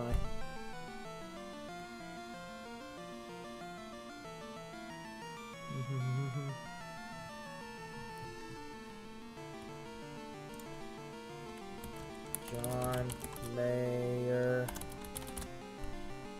New Light. That's what it's called. That the solo in New Light is something that I teach quite a bit to younger guitar players, because it's a really slow solo. There's not a lot of notes to it, and it's really fun to play. Ba-da-da, ba-da, a little bend in there. Ba-da-da-ba-ba-da.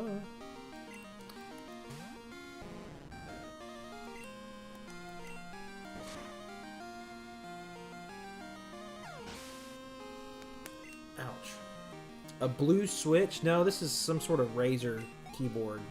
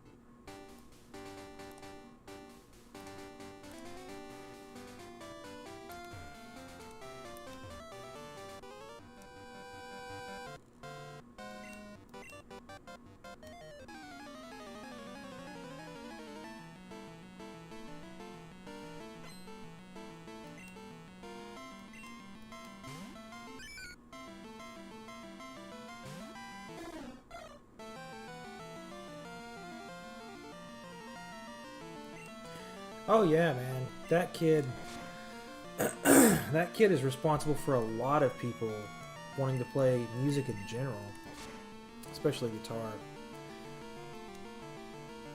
But I think he's from South Korea, isn't he? Yeah. It's crazy too, because like it all started, I think, when Andy McKee became famous on YouTube. And not to discredit Andy at all, because he's a very talented guitarist and songwriter, for that matter.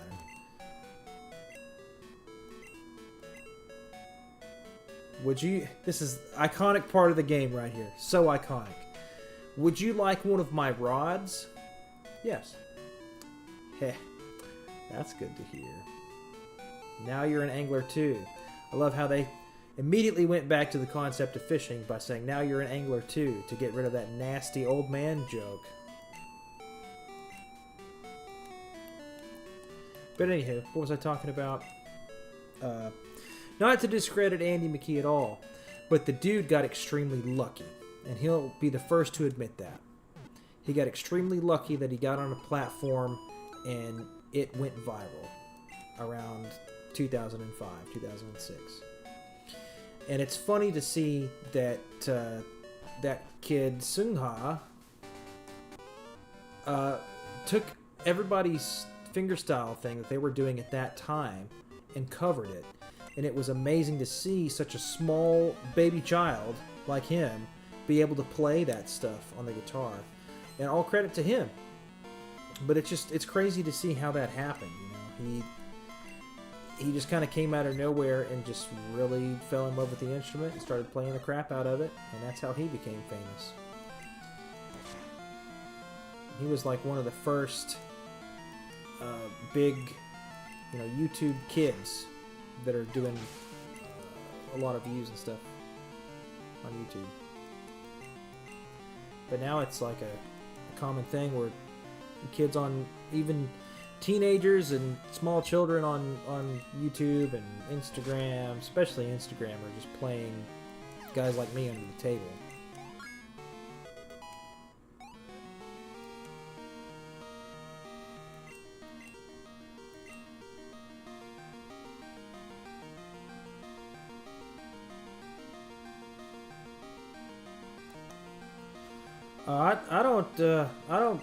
I'm not gonna be worried about Kent, man. Kent, he's on another level.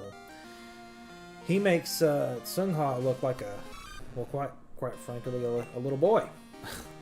Like Kent, he's what, like 21 or 22 or something like that, man. He's so good, and it's almost like I probably shouldn't say this, but he's almost so good that I just have no, like, I don't want to listen to him, you know, because it makes me mad that I can't play that way. But also, I don't really enjoy the way that he plays, meaning that he's gotten so good with all the little stabby notes. You know, he's able to mimic that vocal style of being real stabby, and not just for vocals too, but parts of the instrumentation. You know, like the bass lines and the guitar. You know, a lot of those funk guitar lines are just real stabby, like chicka, chicka, chicka, that kind of stuff. He's able to do that in such a way that it's literally perfect. It's exactly the way that it's supposed to sound. And it's super good, and there's nothing wrong with that. In fact, like, that's even more impressive. But to me, it's like I don't enjoy listening to it because it's almost so perfect that it's robotic. And there's very little human error in his playing, if that makes sense. He's gotten his technique down so well that he's basically a humanoid robot at this point. Which, like I said, is not a bad thing. But he's just too good. And I will watch one of, you know, if he's got a new video, he does a lot of Steely Dan covers, man. And when they come out, I watch them once, but I hardly ever go back and watch them again because it just I don't know what it is about it, man. But it disturbs me. It disturbs me greatly. He's too good. Just too damn good.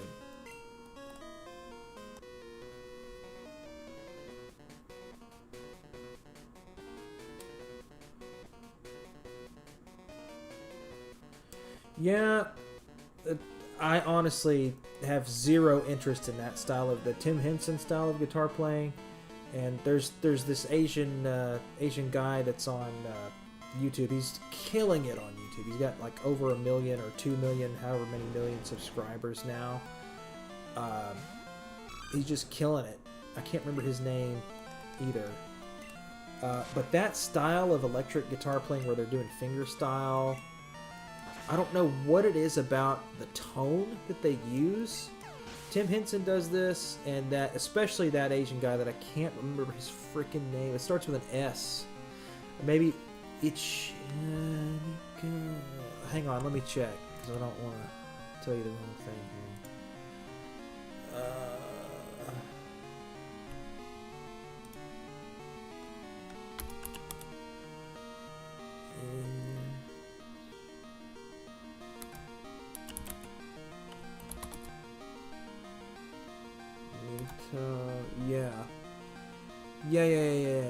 Yeah, it's that guy. I cannot stand the tone. I mean, it's impressive, but the tone, it's like single coil that I've done nothing to post you know, recording or anything. It just sounds like a Squier Strat that's plugged directly into the computer. That's what it sounds like to me. I can't stand that thin, sparkly, single coil pickup tone. I don't know, especially for fingerstyle. I don't know what it is, man. Yeah, and yeah, his songs do sound like math, which that's fine, but I don't know. Him and there's another guy, fingerstyle guitar player guy that's really killing it right now named Marson. He kind of blew up doing the same sort of thing where he's like overplaying, but what he does is he hits the crap out of the guitar all the time, and that's sparked a lot of debate with a lot of particularly old people that don't like that. And I hate to say it, but I'm on their side, man. I just, you know, he does a lot of crazy stuff with classical pieces, and he did that really crazy arrangement of Kashmir by Led Zeppelin, and I think one of the best things about music is the space in between the notes. You know, like, think about somebody that's giving a speech. If they were just constantly talking like this and didn't give you a minute to think about what they're saying, and they just keep talking, they just keep talking, they just keep talking. Then they yell really, really loud, and they keep talking, but then they soften their voice a little bit. Then they yell. It doesn't give you time to process anything, you know?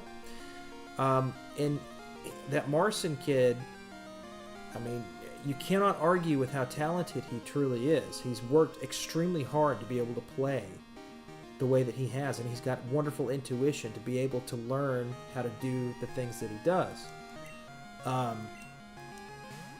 But I've never heard an original piece by him that stuck in my head, and I hate what he does to music that's already been recorded or composed by someone else, because he doesn't let the music breathe. You know, at Kashmir, that's a really good example, because he's, you know, trying to throw all those 16th notes and stuff in there and do all these crazy tappy stuff, you know, and it does not feel very respectful to the music. You know, if I do an arrangement, I try to make it, you know, my own if I can, if I have the ability. But you have to respect the space in between the notes, and he just doesn't do that. He just fills everything with something fast. And it's, yeah, exactly. It's space is important. Petri is very good, on the other hand. Petri he's extremely good. But then again, he'll never be as famous as Marson. And that's the kicker, man. I've gone on a rant about this before, and quite frankly gotten in a little bit of trouble over it. And people have, like, you know, said terrible things about me as a result for having this opinion. But I think, you know, there hasn't been a time in recent years that I've heard an original fingerstyle composition that went viral and that was an original piece of music, wasn't an arrangement, in a long time. It's been a very, very long time. And I think you could take the big three Candy Rat guys that are Andy McKee and Antoine Dufour and Ewan Dobson, and take those guys and you could call it modern fingerstyle guitar. And there were guitar players preceding that, like obviously Preston Reed, Michael Hedges, Don Ross. That would also be modern fingerstyle guitar, but they kind of happened before the Andy McKee thing happened. Ooh, it's sand shrew. But what I'm saying is, like, from that era of Michael Hedges on up to Andy McKee and a little bit afterwards, you could call it modern fingerstyle guitar. But then Alexander Misko showed up, which I consider Alexander Misko to be a friend of mine. And then you have that guy Luca Strigagnoli, and you also have Marson. Those guys came along, and the common thing that they have between all three of them is that their primary focus is to take the most popular songs that have ever been recorded and released and beat the crap out of them, overplay on the guitar, and do their own arrangement of it, and make it as crazy as they can, and it's visually pleasing. That's the kicker too. It's visually pleasing, their videos. It's like a music video, but it's almost a little further than that sometimes. It's almost like you're watching a movie. It's so over edited, and you get every angle, and you get every close up and all that stuff. But you go back to Andy McKee, and it's just some dude in a red shirt and jeans sitting in a room playing the song with no cuts, no edits, or anything like that. And he's playing something that he wrote, and it's very catchy and it's very good. So I coined the term, instead of modern fingerstyle guitar for those guys, I coined the term musical theater guitar, because that's exactly what it looks like to me. And that's the key word, is looks. It's not as pleasing to listen to, but if you're watching them play as you're listening, then it's a lot more entertaining. Yeah. I actually got so frustrated with this myself, because obviously the fingerstyle guitar stuff, Michael Hedges and Preston Reed, Don Ross, Andy McKee, Leo Kottke, that stuff means a lot to me, man. I really, my whole personality changed. Who I became as a person was dependent on that stuff, on that music. It was mind-blowing to see Andy McKee and hear Andy McKee play Rylan and Drifting, and it's like, holy shit, that is such a catchy tune, and it sounds really cool, and it's really badass, and the dude wrote this song for the guitar, and he couldn't get this style unless he played it this way. I grew up with that kind of stuff, and then to see it play out where somebody along the way figured out, I can use the techniques that I learned from this guy and play a song that people already know to get more traction on the internet. And ever since then, it just became freaking boring, man. Except for Kent. Kent is doing it in such a way that is both visually and auditorily impressive. He respects the space, he respects the music, and it's crazy how close he gets to the songs, especially the Steely Dan stuff, man. Kent is doing it the right way, but then again, he's not that visually appealing. I'm not saying he's a bad-looking guy or anything. I'm just saying his videos are not overproduced like some of the other ones are. Yeah, the TikTok style, and yes, I know Alexander Misko, his guitar he's done a lot of crazy stuff to it, to where he's adding MIDI to it now, which I would like to dabble in some of that stuff for the video game music, and I have, kind of in the shadows. I haven't released any of it yet. Ben Laps he's a good player, but Functified, that's not his song. A lot of people don't realize that. The songs that he got famous for on YouTube were all written by a guy named Justin King. Yeah.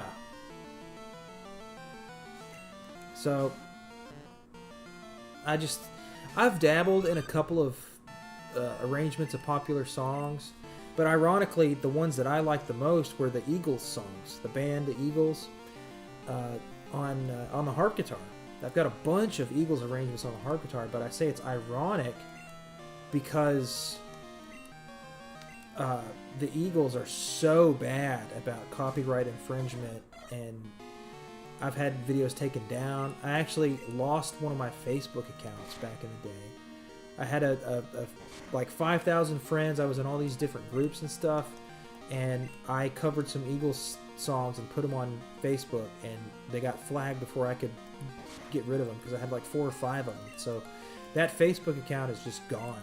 It's permanently disabled, and there's nothing I can do to recover it, which is a damn shame. But I should have learned my lesson. Yeah, I did Hotel California. I did Desperado. I've got a really fun arrangement of a tune called One of These Nights.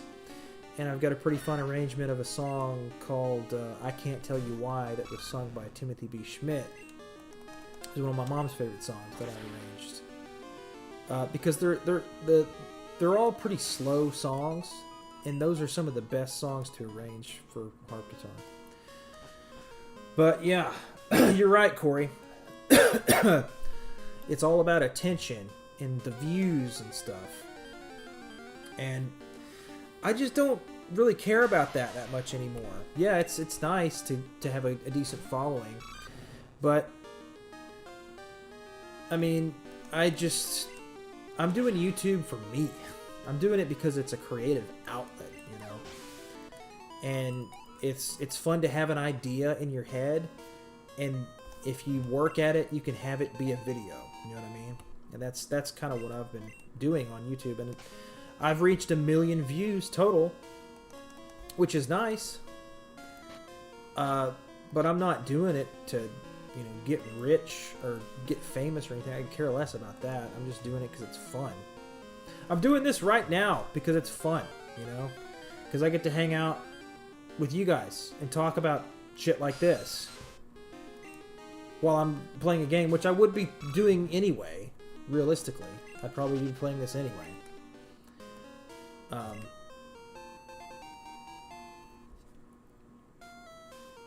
Yeah, I do have a new album coming out right now, and I will put this link here, not because I'm begging for money, but you'll learn more about it.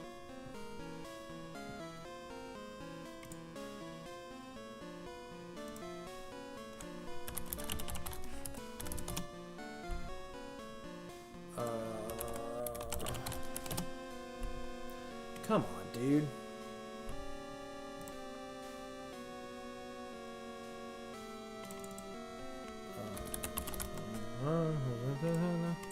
Signing in. I'm sorry. I know it's a very loud keyboard. Okay, hang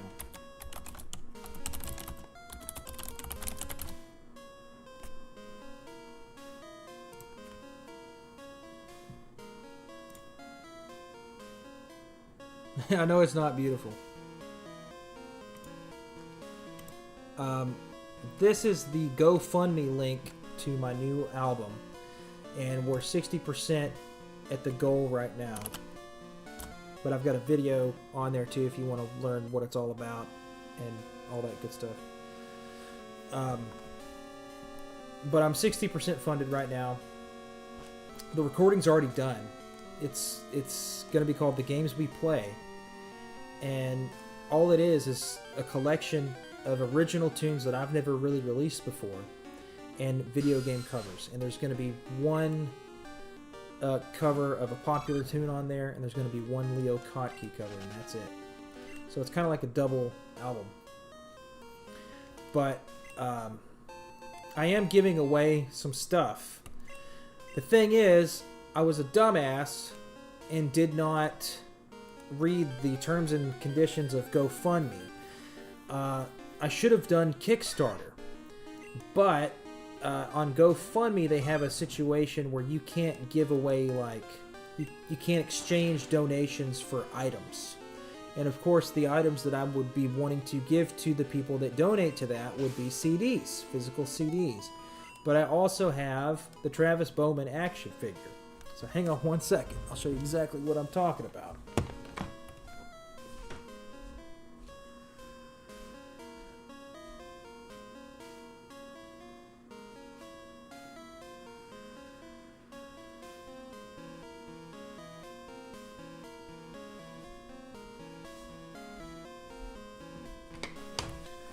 So, yes, well, don't get too excited. Action figure. This is what it looks like. Get it in the frame right here. All this is a little 3D printed design of a character that was made for me by my friend Sean DeBurka, who's out in the UK. Fellow harp guitar player. That's my Dyer harp guitar, and that's supposed to be me. And he comes off like this, and it's a really thin 3D print. It's nothing crazy, but it comes with the stand right here that's admittedly a little dusty right but it's got my album logo on there, and it says the games we play, and you've got little slots right here, other side, right there, where you can put guitar picks in if you want. And so you stick him in right here, and he sits on the desk. And he went all out, by the way. The guy that 3D printed this for me and designed it, his name is Billy. I teach his son how to play the guitar, and his son's into video game music. But this is like a Sega Genesis cartridge. It's supposed to mimic one. And I know it's kind of hard to see on the camera here. But that's the logo for it. It's called The Games We Play. Like I said, the album's done. It's recorded. But I messed up by choosing GoFundMe. And all of those donations came in on GoFundMe before I could do anything. And GoFundMe, for some reason, somebody was telling me, hey, it's not working. Your GoFundMe page is not existing right now. And it's because I was offering things in exchange. So I'm kind of doing it under the table, so to speak. So $25 gets you a physical album, and $50 gets you the album and this. So if you donate $50, you'll get an album that's I think it's going to be a 15-track album, and you'll get one of these. And all of this is going towards the mixing and mastering, by the way, which is going to be done by Antoine Dufour. I've already talked to him. I've had a conversation with him on the phone about it. It's going to happen. That much money has been raised, but I'm trying to get the rest of the funds. We're trying to raise $3,500. Right now we've got, I think, I don't remember how much, just over 2,000 or something like that. So it's all going to mixing and mastering. And I figured, being a retro video game nerd, and this being an album, obviously I can't afford to have actual action figures made, because who the hell would want one, first of all. But something like this is, I would rather do this than like a t-shirt or a poster, something physical that people can have from the album. Like this, I mean, it all makes sense, So yeah, so far we've got like 20 of these made, and I'll have to print some more, or have to get Billy to print some more when the time comes. But I do appreciate any donation. If you if you wanted to, you can find that link in the text there. And I used to have a thing that was like offering, the action figure $50 and $25 for just a CD. Like the tier list of what you would get for your money, but I had to take that down because GoFundMe was like, no, you can't do that. That violates our terms of service, which I obviously did not read. Yeah, I thought about doing that too, like the little pins and stuff that you put on your shirt, but this just seemed like the good middle ground where it's not a shirt, because dealing with t-shirts as a musician or a band is a nightmare because everybody's a different size and everybody likes different colors. So as a result, you'll probably have a house with a room in your house dedicated to just boxes of t-shirts that you will never sell, because it's so hard to sell t-shirts and make a profit too. You'd have to sell your shirts for like 30 or 40 bucks, and I just, I know how much it costs to print this. It's more expensive than you might think. So this is $25. That's all I'm asking for it.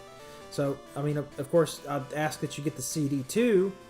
So $25 for the CD, $25 for the action figure, and then you got a CD to listen to the music, and you've got a little physical thing that you can put on your desk. So, anywho, yeah, I'm super excited about it. I haven't heard the songs yet. Like I said, they have been recorded. We recorded it back in early November. I haven't heard it since I recorded it. But I recorded it with my buddy Matt Thomas, another super underrated fingerstyle guitar player. And we're going to send it off to Antoine to do mixing and mastering, and then it's going to be ready. And I do have a Patreon as well. As soon as I get those tracks back, everybody on Patreon gets to listen to it for at least a couple of weeks before I actually put it out. I'm probably going to put it out digitally. Maybe, I don't know, a month or so after the physical copies are made. But I'm super excited about it, man. And I know it's not gonna hit the Billboard Top 100 or anything like that, but it's a very niche thing that I've ended up doing. And to touch back on what we were talking about earlier with all the fingerstyle stuff, it's just so hard to stand out these days, you know? And I was like, you know what? I was doing a bunch of fingerstyle stuff on YouTube, and I got plenty of subscribers out of it. You know, I got 1,000, 2,000 subscribers out of it, but I was like, you know, I want to do something more creative that people will actually see. And you can go back and look on my channel from a couple years ago. I've got, you know, fingerstyle guitar covers and original tunes on there that are stuck at like 200 or 300 views, and I don't know what it is, man. I don't know if it's just me. I don't know if it's just the way that I released it, but they just don't do as well as the video game stuff does. And quite frankly, I hate to say it, because the fingerstyle guitar stuff is such a big part of my life, but the video game stuff is more fun to do. You know, it's allows me to be vastly more creative with the way that I edit the video and the shots that I take with my camera and what I choose to put on screen at any given time. It's just a lot more fun to do it this way, YouTube anyway. But of course, I'm not giving up on the fingerstyle stuff. Obviously not, because I'm about to release an album. And once that album is released, I'll have to do music videos to go along with that album. I don't know. It's a whole thing. You've got me all ranty now, gentlemen. You got me ranting about the state of fingerstyle guitar in the current day and age, and got me trying to shamelessly promote myself. All that stuff. Okay. I think I want to try to do the rival fight before I go down there, if I can.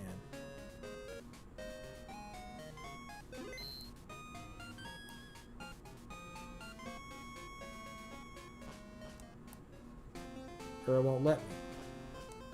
No, it won't let me. Benji Locke Powell. I don't think so, man. I don't think I've heard of that gentleman.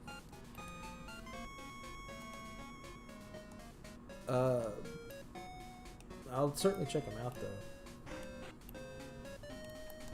I'm not surprised I haven't heard of him.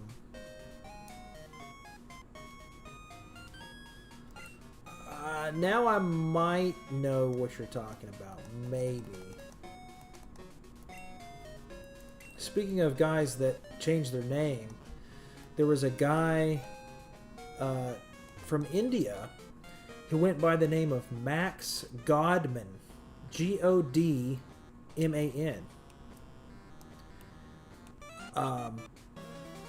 And he's a fantastic guitar player. I love the way that he approaches it. He's got a really, really good song called Dear Mother.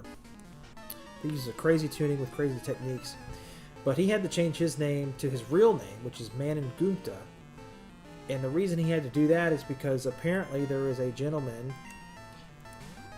with the same name in India who was a criminal who did some sexual crimes with the same name. So he's trying to distance himself from that.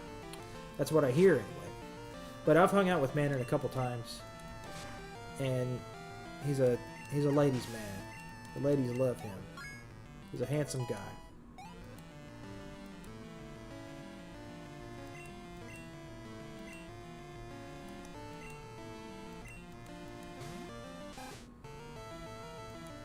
Yeah, that is pretty crazy.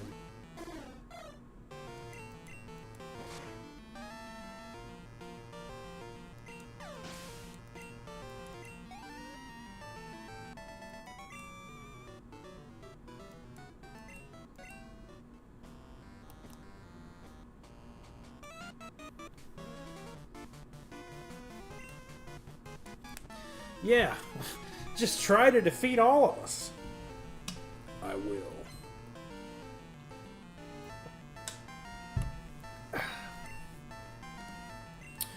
Holy hell, it's already 11 o'clock.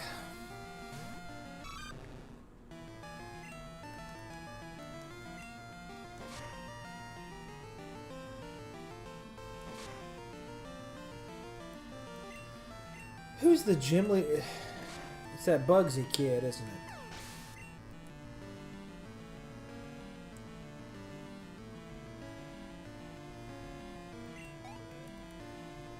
Yeah. Ben Powell. Yeah. I vaguely remember that guy's name. If I'm thinking of the same person.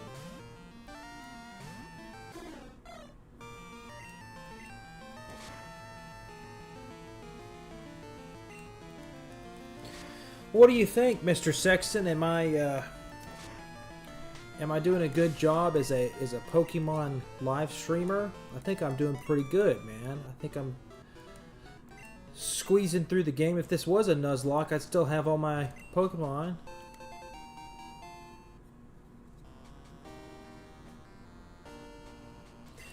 Yeah, dude, the algorithm just doesn't recognize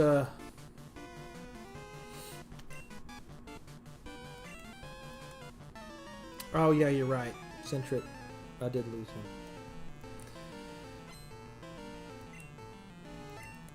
Yeah, it's not the same way that it used to be. I think a big part of it too has just been that the pool, you know, it used to be an above ground pool in the backyard, and there's a couple people in the pool.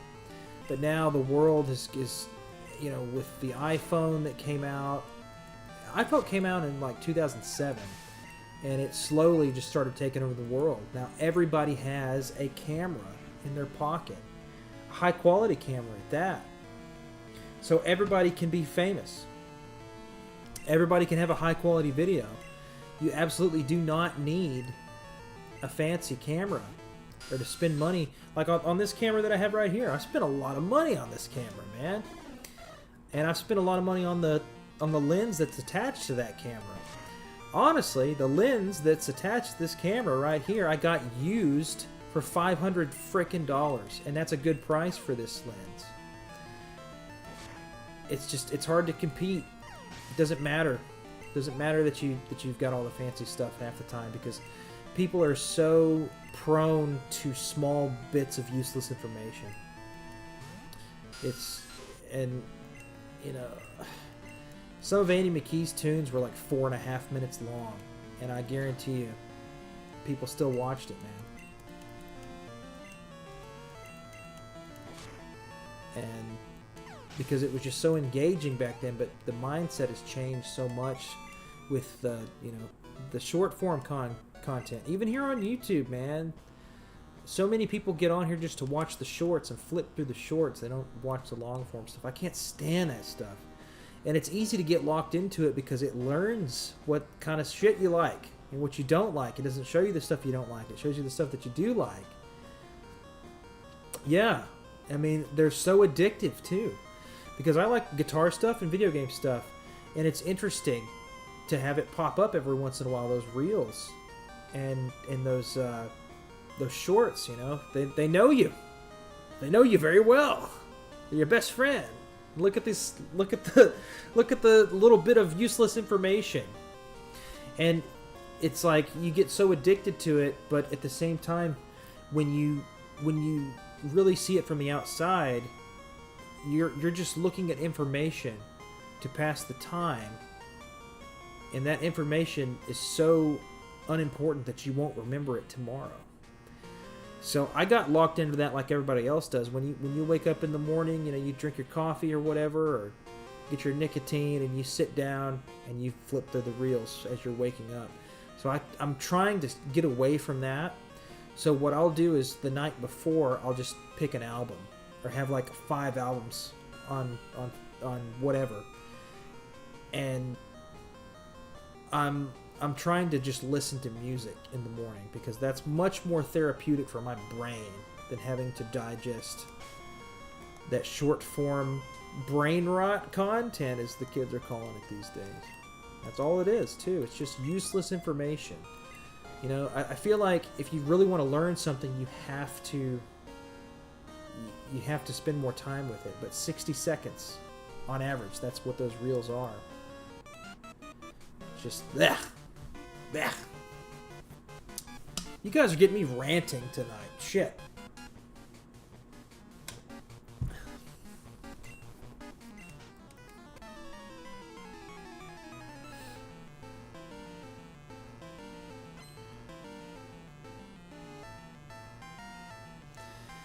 Yeah, I feel that. Corey's a father. He's got a family, so he can't spend a lot of time watching a full YouTube video. That's understandable.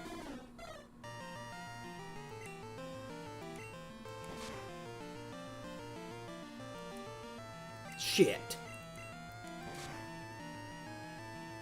My not Pidgey got poisoned.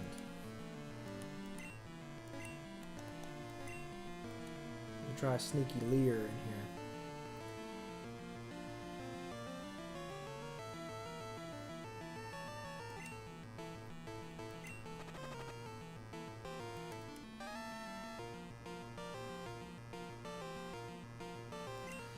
Well, it's a good thing I didn't choose to do a Nuzlocke, because why would I do that?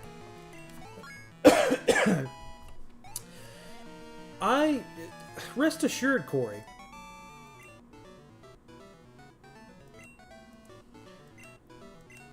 I will never be interested in doing a Nuzlocke.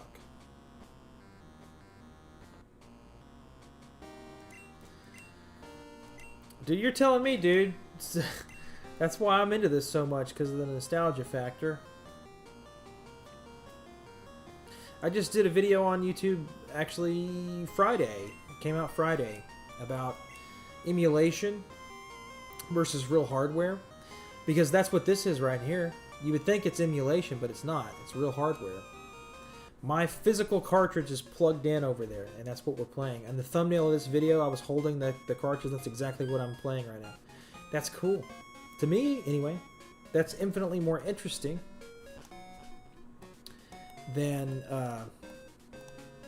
emulation. I could just emulate this crap on my computer. Physical media, baby.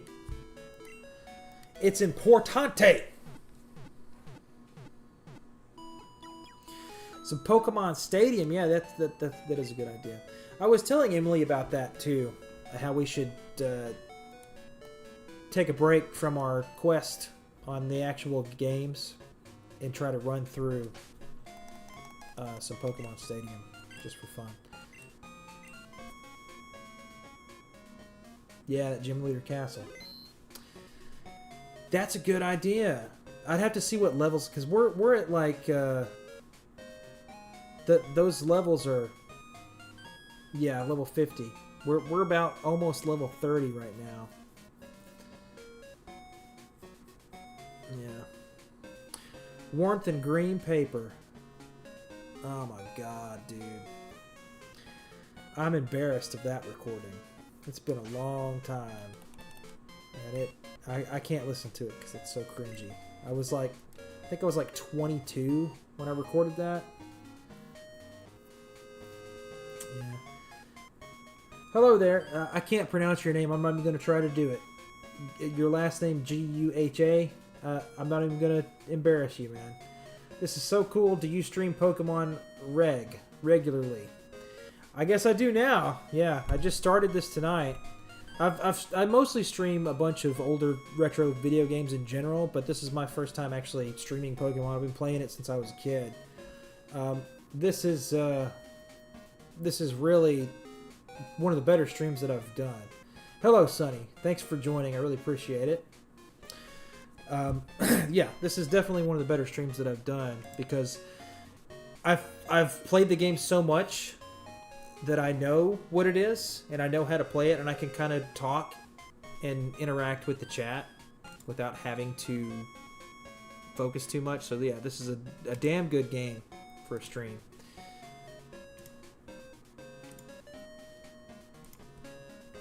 Oh yeah, this is some of the best video game music ever composed, not just for the Game Boy, but in general. I'll put this link down below since some newer people join. I'm really trying to bump up the Discord a little bit, not for any particular reason, but it's nice to have everybody kind of gather in one spot to talk about video game stuff, guitar stuff, that sort of thing. And we are always looking for people to join us on Marvel Rivals on the weekend. We do that. Has anyone managed to catch all 3 freaking legendary beasts? I did it once and I don't ever want to do it again. Suicune was the only one that I caught on the regular. But no, I think I caught Entei one time. But I never caught that Raikou. I don't remember how to pronounce it. Yeah. Oh, yeah. And I hear that they're not really that good anyway. I know Suicune is good because of the ice moves and stuff. Oh, yeah. Yeah, the music in this game, man. It's breathtaking. Did I just save? Because I think I can fight the rival now.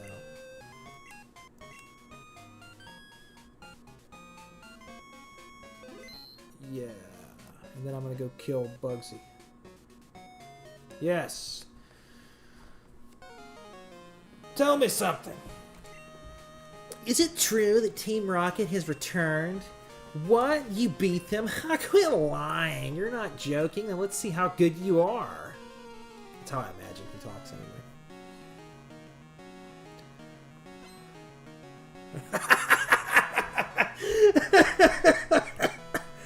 Soylent wants to battle. I might lose this fight, actually. I don't know why I decided to jump into it. I started with the wrong Pokemon, too. I did not prepare for this. Shit.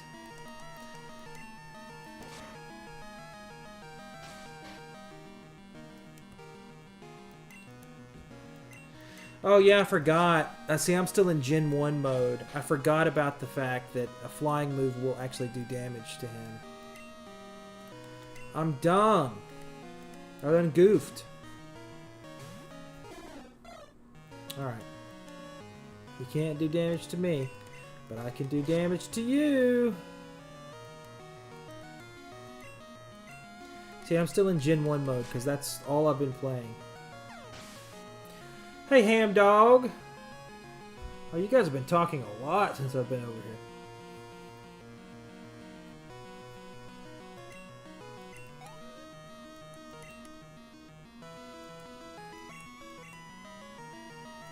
No. Take care of this. Take care of the Zubat. With some peckins.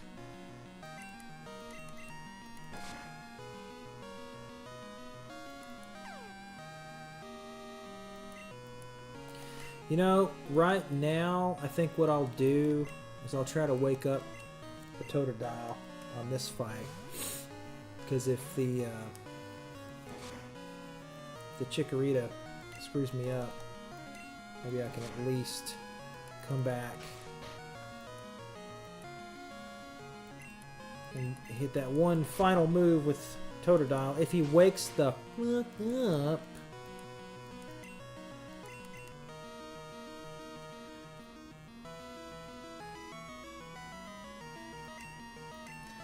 oh yeah, dude. So I remember buying, or no, I didn't buy it because I was too young. When I was a kid, I remember going to Walmart. I'm from Arkansas. That's where I'm at right now. Walmart is this. Arkansas is the place where Walmart started. But that's irrelevant to the story I'm about to tell you.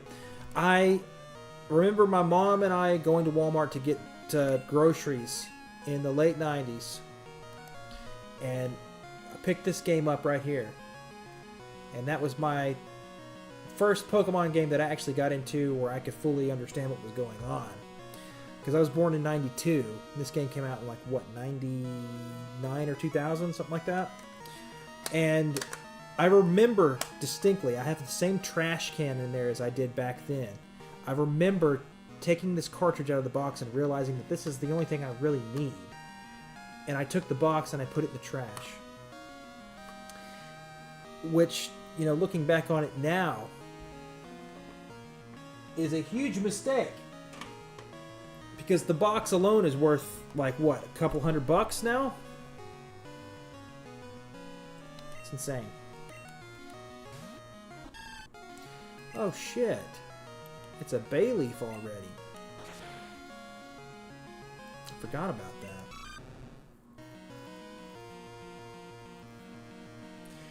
It's probably over $100 is what I'm getting at. It's very expensive for the box. Yeah, for a piece of freaking cardboard, man. It's a lot of money. And I wish I still had it. Because it's nice to have things the way that they were back in the day. I wish I still had that box.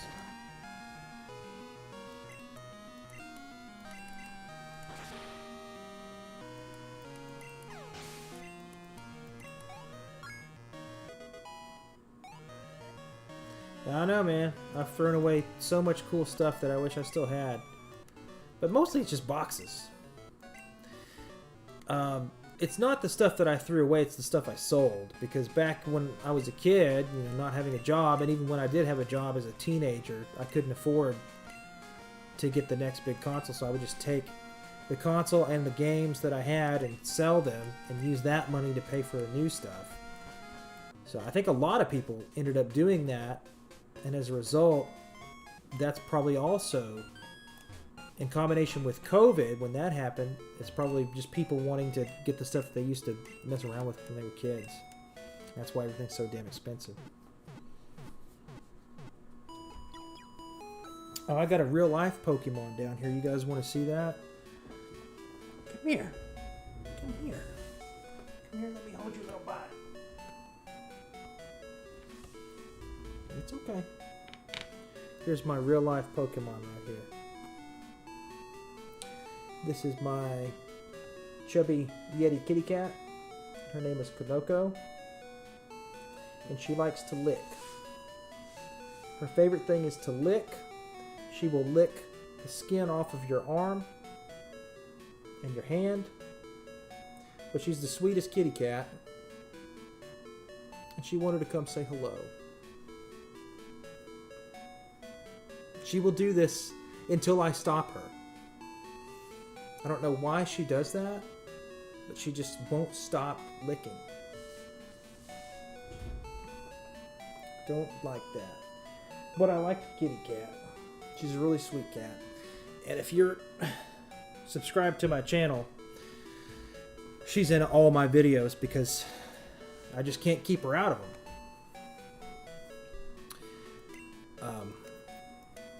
Like anytime I do B-roll, she's the world's most curious cat. She can't help herself. She's got to be in everything that that I do regarding moving things around. You know how cats are. No, she doesn't really bite that much. You know, she's very sweet. She just likes to lick. It's really weird.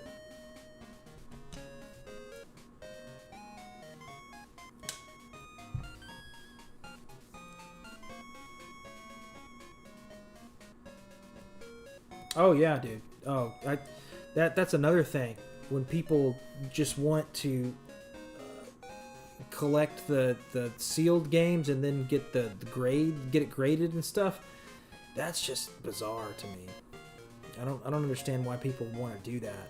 Just to have something that they can just look at, you know. I would much prefer to play the game. And I just did an unboxing. Well, it's not an unboxing because it's not really a box, but I did a video where I took a Sega Dreamcast game that's brand new factory sealed and I opened the game on camera. And that video is coming out, I think, either this weekend or next weekend after that. I don't know. I've got a couple.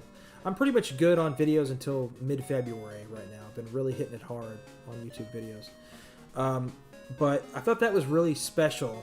Not because the game is like rare and expensive or anything, because it's really not. But I wanted to do it and put it on camera because as a kid that really grew up with the Dreamcast and had fond memories of the Dreamcast and all the games that I played, it's still my favorite console of all time for a variety of different reasons. But the reason I wanted to do a factory seal, breaking that and opening the game for the first time is because it's probably the last time I'll ever do that in my entire life. And I didn't think about it until I was actually doing it. Because I was thinking, oh yeah, people like watching people open factory seals on things. Even if it's a Dreamcast game that's not a particular heavy hitter or anything like that. But as I was opening it, I was like, damn, this is probably the last time I'm ever going to be able to do this. Which makes you feel old, man. It makes you feel old as shit. Because it doesn't feel like that long ago when I was opening brand new Sega Dreamcast games that I got from Walmart, you know? It's crazy how that happens. Okay, what am I doing? I'm all healed up. I'm going to go destroy the bugs in this gym.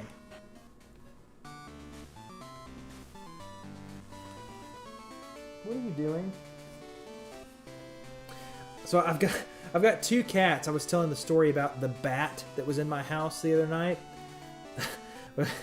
Friday night, there was a long story short. There was a bat that got in from my attic into my house and was flying around. It was a whole ordeal. But I've got two cats.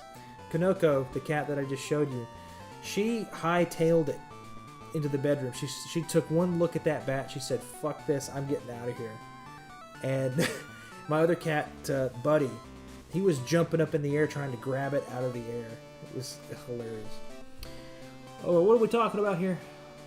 Yeah, she is very gentle. She's a very gentle cat, but she will lick the skin off of your hand if you don't stop her. Okay, so he didn't sell you the game because you flat out told him that you're going to open. Yeah. Well, see, they just view it as like gold that cannot be. Oh, probably because they spent a ton of money on it themselves, and they feel sour about that. It's crazy. Okay, I'll let you guys listen to the battle music. I need to go put some more water in my tumbler here. I shall return in just a moment.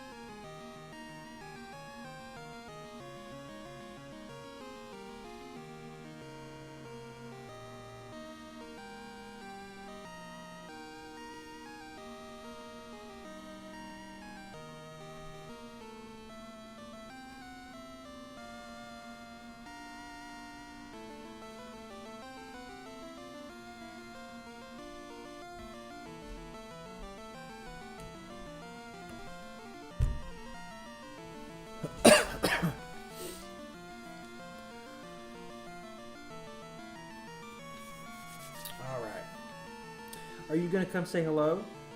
Come here. Come here. Come here. Did you wake up from your nap? Oh, shit. Here's the other cat. This is Buddy. He doesn't like to lick. He's a good boy, though. He's a very good boy. He likes to be held like a baby like this. But you're still sleepy. Maybe you need to go back to sleep. I'll put you back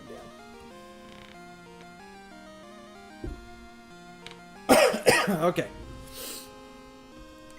Now, Corey, you're going to disagree with me on this, but I cannot stand the double battles that started happening in Gen 3, and I think that's one of the main reasons that I didn't get into it. Even at your recommendation, I started playing Emerald.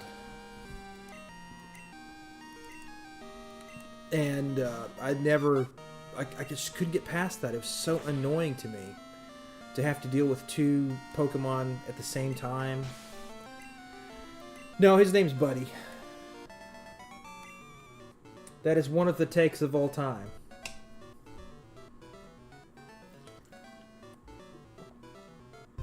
Ugh.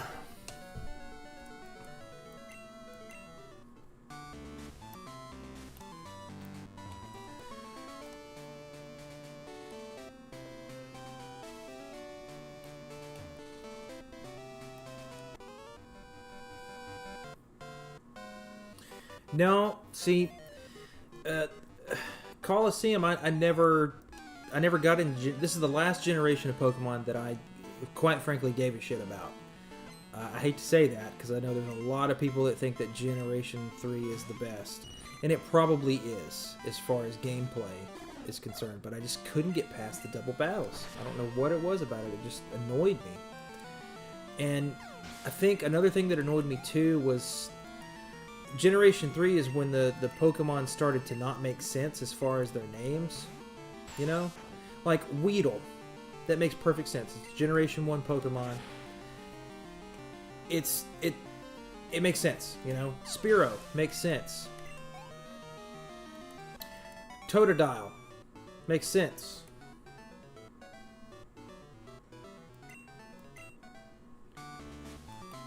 But some of the names, I can't remember them now that I need an example, but they just don't make any sense to me. And what was the name of the one? I think it's like the second or third gym leader in Generation 3. It's like a little miniature Snorlax that's yellow, and he's like a fighting type or something like that. Whatever his name was. It just doesn't make sense. They just started putting random objects in there when it kind of started out as, you know, these are all supposed to be some sort of animal or something, you know.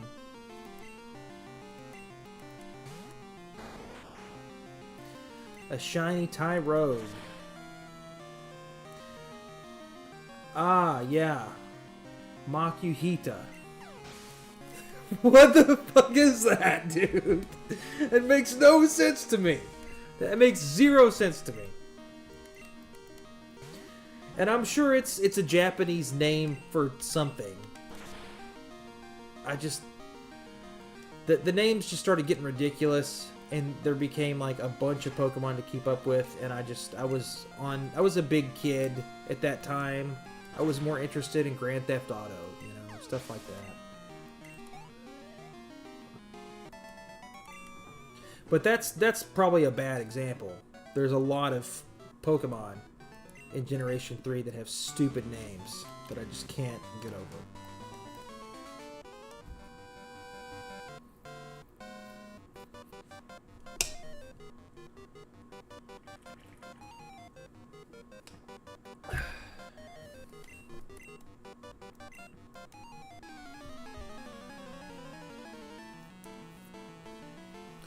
So we got some new people in the Discord, which is cool. We got some new people watching the stream, so I'll do it again, shamelessly. I have nothing to gain from this, so I don't know why I'm doing it so much, but I'm just trying to get my Discord more populated, I guess. And that's where you'll find me on the weekends. And if I've had a bunch of people join that are interested in guitar stuff, and a bunch of people that are into like Pokemon games and stuff like this. But there's all sorts of different channels in that Discord for topics of all sorts of different stuff, and video game pickups too. Anytime you get like a new video, I'm trying to get a community together of people that are into like video games and collecting video games, because I've got some stuff that I get every now and again, and it's nice to, like, when you're out and about, to share some stuff with other people. I think that would be a lot of fun. Okay, I think I've destroyed everyone in here except for Bugsy, so I will, just as a caution, because how embarrassing would that shit be? My first loss be to the bug gym leader.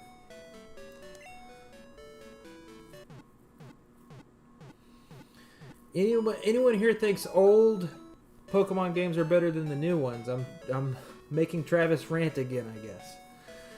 Yeah.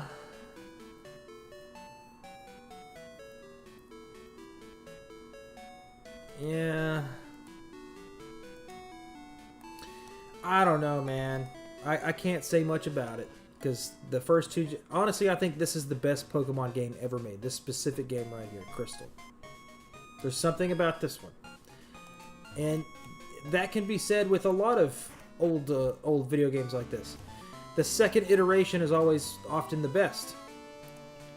And that can go all the way back to... you know, think about early 3D games on the original PlayStation and the N64.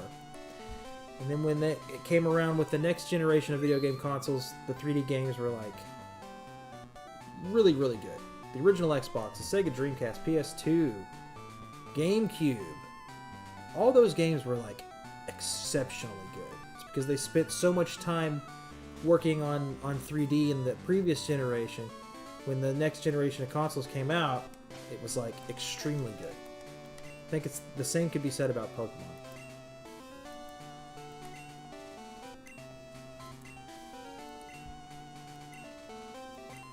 The music is better, the graphics are better, the colors are better, the moves are better. Overall, the design of it is a lot better. Yeah, I know I need to train my Geodude.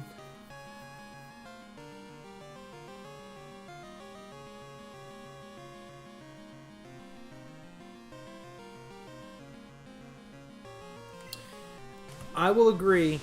I really did enjoy what I played of Heart Gold. I gave Emily my my DS to hang on to. I told her I need to get that back, but she keeps forgetting to bring it, and I keep forgetting to remind her. The main reason that I want that DS back is because I picked this up not that long ago. Castlevania Dawn of Sorrow. I went to like a swap meet here locally. Well, it's not local. It's like 30 minutes away, but it's complete. And the manual is really nice and crispy, minty, and I haven't checked to make sure that it works, which is a DS game, so I have no reason to believe that it wouldn't. It's very clean, but I still haven't tested it. I bought it like a long time ago. It's actually a really clean copy of the game. I like to go for mini collections like that, too. I would like to get all of the Castlevania games on the DS. I'm only needing 2 more. You're right. Portrait of Ruin and Dawn of Sorrow, Portrait of Ruin, and Order of Ecclesia. That's definitely one that I want to get. I need to keep reminding her that. I'll call her tomorrow. Tell her I need that DS back so I can check out that game. Hotel Dusk. That's a game that I don't think I've ever heard of in my entire life.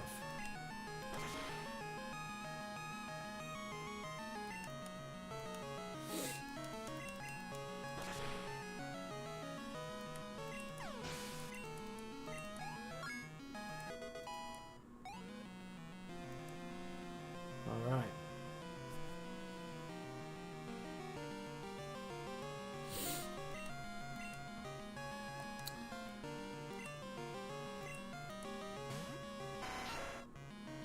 Can I do it?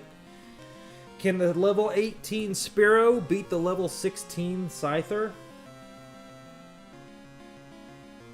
Okay, yeah. There's a couple of games on the DS that did that. Mainly, the one I remember the most is Rhythm Heaven.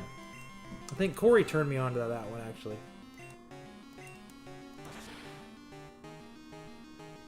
I don't need that Leer, baby. I don't need no Leer. It's because this Scyther's weak. Weak. Weak.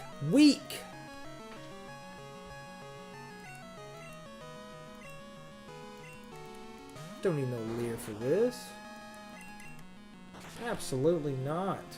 Like a Kakuna's gonna ruin my day. Said no one ever. Give me that gym badge. I'm an expert. That's right. Took your ass down with a frickin' bird. Easy. Easy. Good games.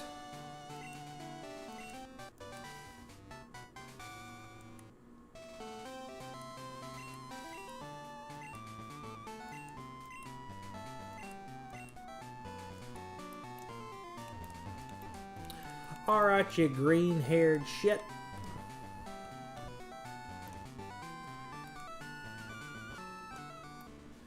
Okay.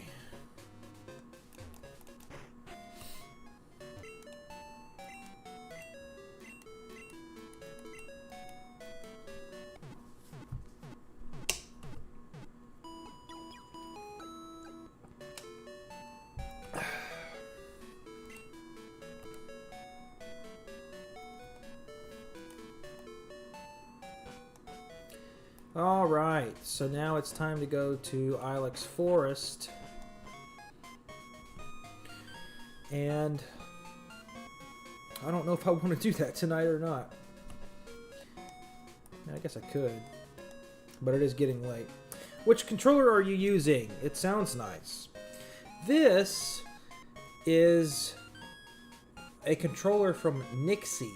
That's NYXI. This is designed to be used with your personal computer and the Nintendo GameCube. It actually comes with a wireless dongle a la the Wavebird style controllers. This is a big, thick boy. It's a big controller for big kids. And what you are hearing is the A button here that I've been clicking. And I'll put it right up close to the microphone so you can really hear it, but it sounds like a mouse click. It's got all sorts of different micro switchy sounds in these buttons, which is really aesthetically, not aesthetically, but it's very pleasing to listen to. So there's the D-pad, up close and personal to the microphone. And there's the A button and the B button. Start button doesn't have anything special. But I really do like this controller. It's my go-to GameCube controller because it's USB-C chargeable wirelessly. If you're interested in it, I can put you a link in the description to check it out. I've done a review video on it on my channel if you want to learn more about it. It's actually a really nice alternative GameCube controller. And on the back, you've got these little switches right here. So there's my trigger, which will turn that into a different aspect ratio. But you can see it goes all the way down, right? Like that. If I flip that switch, it turns it into a button instead of a full analog trigger. And that's all done by that switch. It's a really cool controller. Really, really cool controller. One of my favorites, actually. And the GameCube controller was pretty much perfect except for the one fault, and that was the D-pad. How it's super teeny tiny, very uncomfortable to use. Not on this guy right here. It's a big, gigantic D-pad right there, my friend. And it does have the clicky.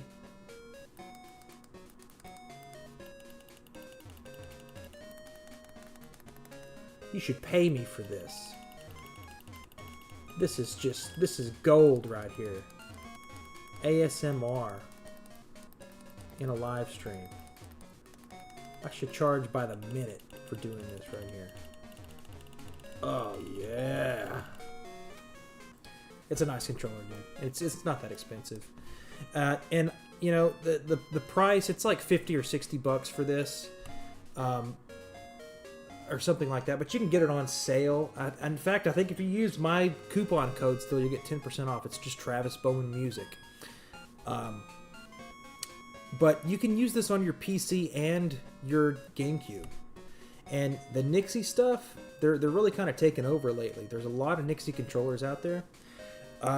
They're really, really good for connectivity, meaning this is paired to that dongle, and I've got a separate dongle that comes with it for your computer. I've never had an issue with their controllers pairing to what you want them to, like some other controllers. Yeah, it's much better than the Wavebird, in my opinion. It just feels better. It's more robust, and the fact that it's wireless, you can recharge it, is also very nice. Oh man, I don't want to go to the forest right now. I tell you what, I'll go through the forest, and then I'm gonna go eat something and call it a night. Get to the next town.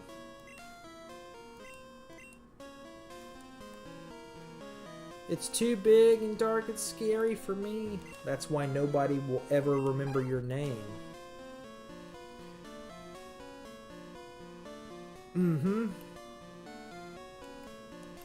Yeah, I'll go get Headbutt after I deal with this stupid Farfetch'd.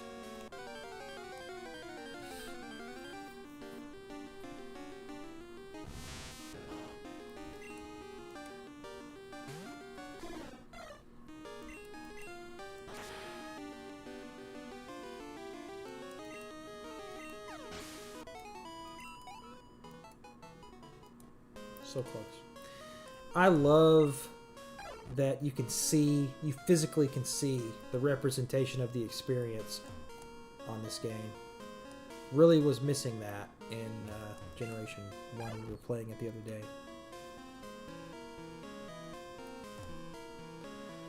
Yeah, that is true, isn't it? What is that Pokemon, that Cricketune, I think, and Drifloon? It's just random noises. If you slow down all these Pokemon cries, it's music. It's music that's just sped up really fast. And I saw some guy on Instagram the other day, and it really broke my heart because I actually had this idea myself. But he took the cries of Pokemon and he played them on the guitar. And I had that idea like last year or a year before that, because I had a kid, really little kid that I was teaching guitar to, and I couldn't get him to learn anything on the guitar. So we would look up Pokemon cries and I would tab it out for him so he could play it. And I was like, man, I should really do this. But that guy, I just saw him today. He's already been doing it, and he had one video that had like 60,000 views or something like that. Like, damn, I should have really capitalized on that. Okay. You go up. Yeah.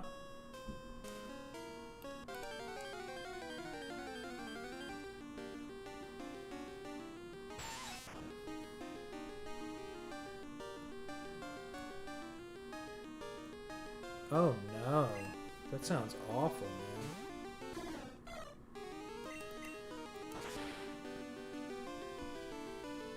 Yeah, my Not Pidgey's not doing so... or it's doing too well, rather. I need to replace that with the Totodile. Okay, I should go up. Right? Or maybe I need to do this, and then it will go up. Yeah, and then I will go up there, if I'm remembering this correctly.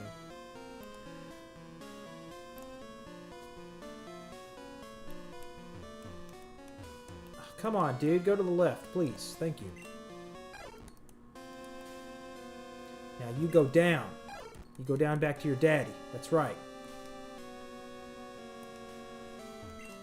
Don't make me ask you again. Go on. Go and get out of here. That's right.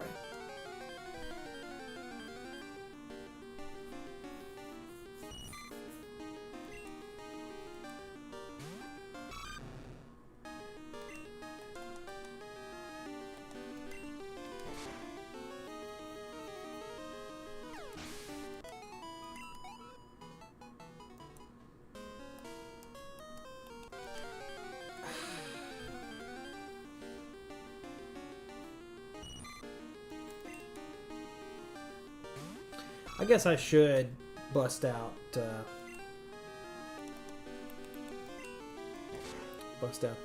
Spiro, evolve it to Firo. Since I'm so close anyway.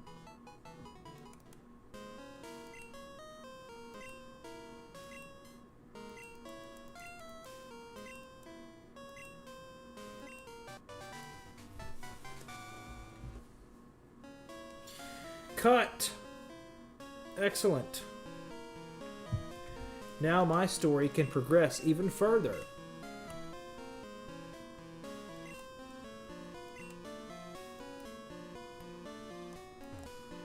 Alright, now who gets the honor of learning this wonderful move? I know Corey. I know that Whitney's coming up soon. I can handle her. There's other Pokemon that I would like to capture in order to deal with her.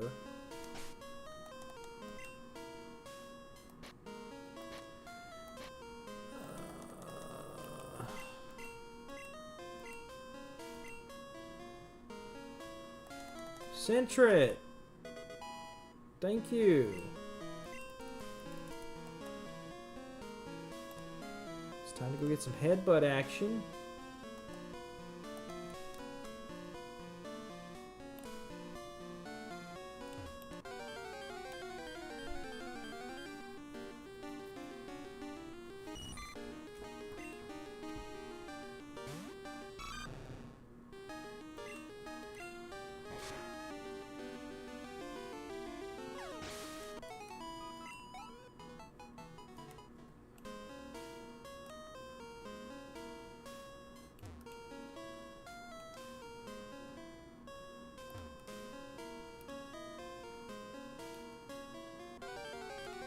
I just ran around in a fucking circle. I forget where he's at.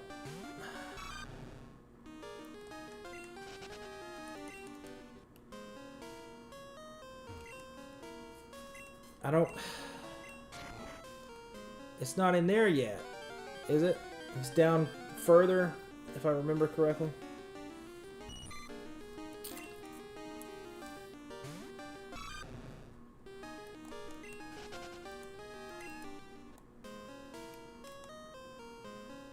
It's past the cut tree. I thought it was in this other area over there on the right.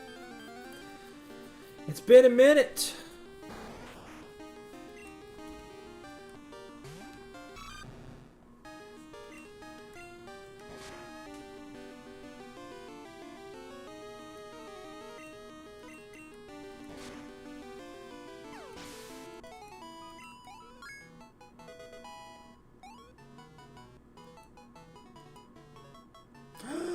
Oh my god! My little baby's growing up already. And to think, I only started this game 3.5 hours ago.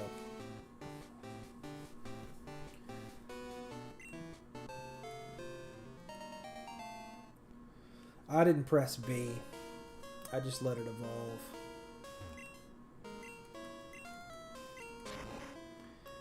I'm sorry. I probably missed out on a wonderful move.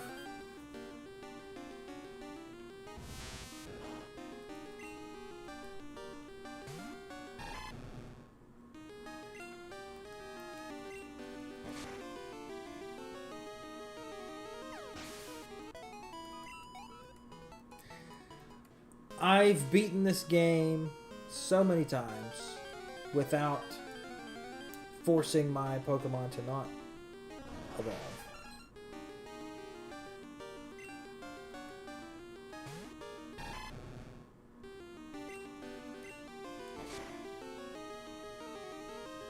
Shit. I was actually trying to catch that. I know. I wanted to catch him for Flash. Or whatever the hell.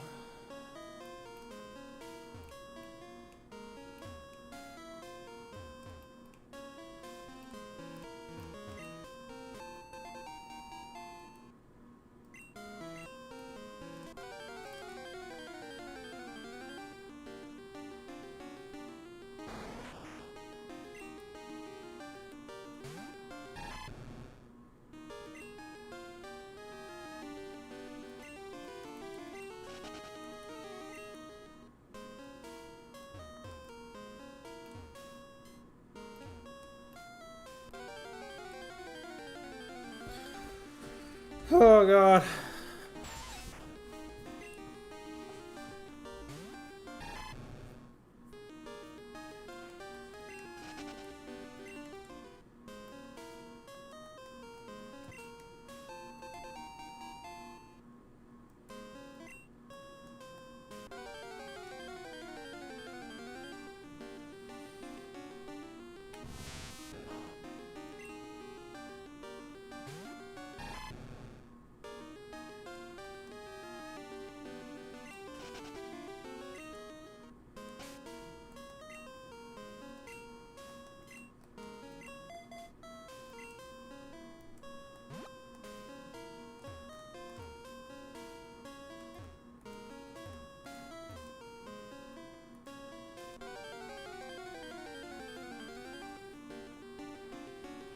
I just want to get the hell out of this forest.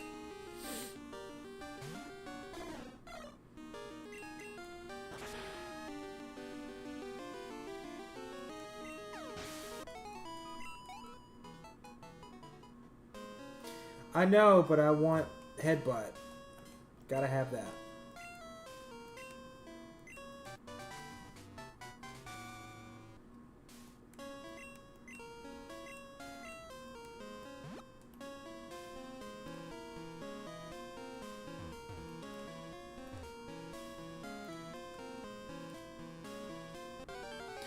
Has anybody in this chat ever gotten a Celebi?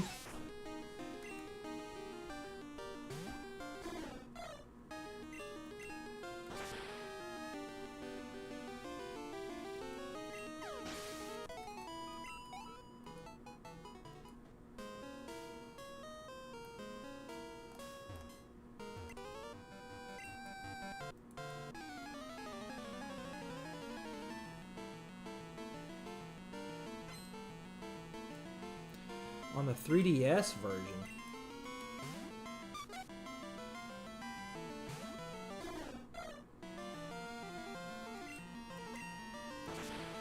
But just like, you know, Mew, there's a way to glitch the game to where you can get the Celebi early, right?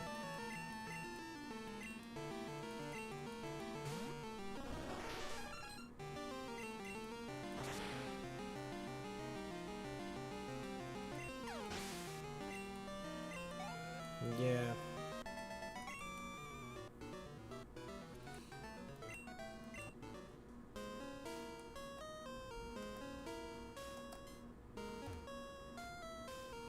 Oh, I'm almost out of here.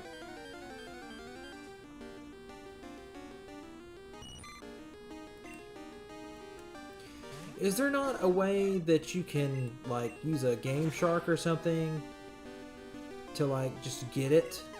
Like, replace your starter with a Celebi? Because I know you can do that in Generation 1 to some extent.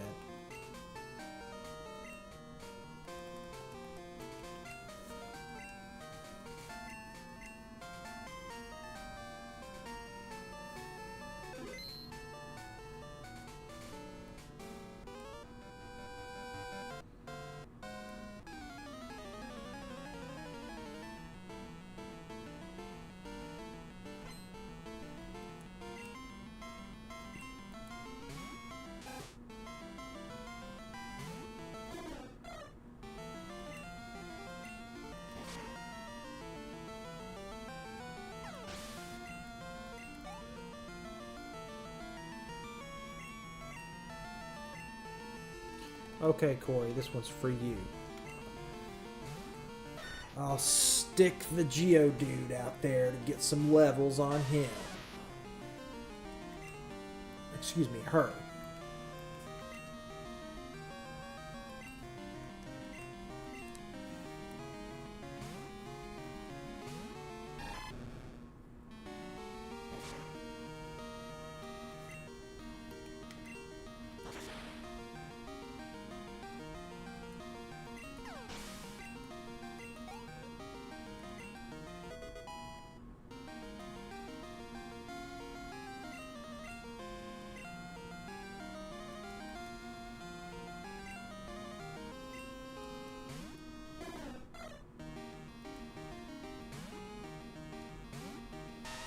Has there ever been a Pokemon that's both fire and water type? Or like ground and electric?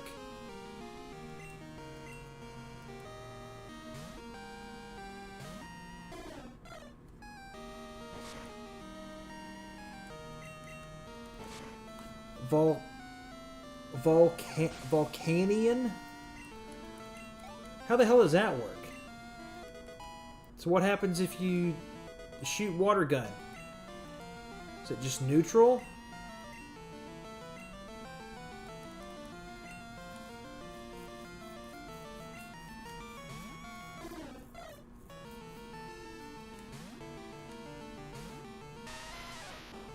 Well, I mean, I'm just trying to figure out, like, what is it weak to?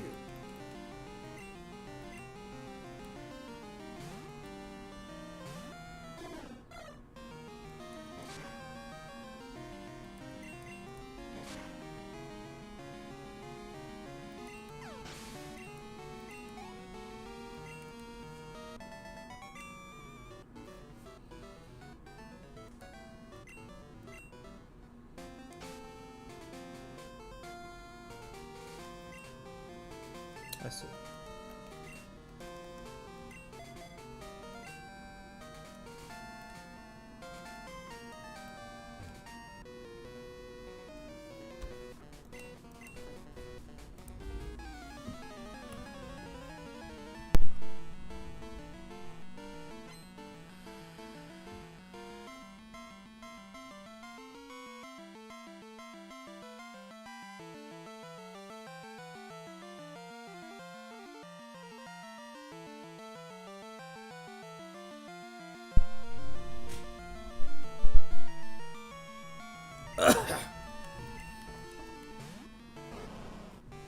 I've always really liked Snubbull.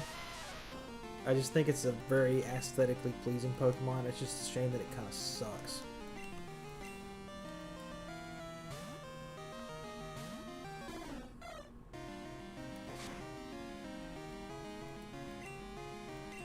I really think Emily's gonna enjoy playing this game with me after we finally beat Generation 1.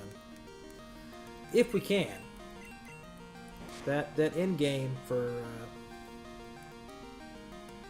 Generation 1, it's gonna be kind of tough. It's gonna be frustrating as well.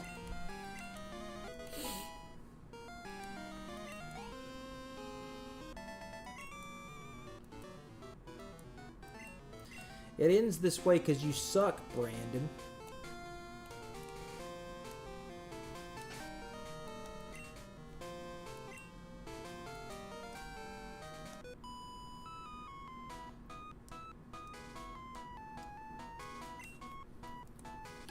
I suppose you're right about that. Perhaps once we get closer to level 50, we can run through that gym leader tower.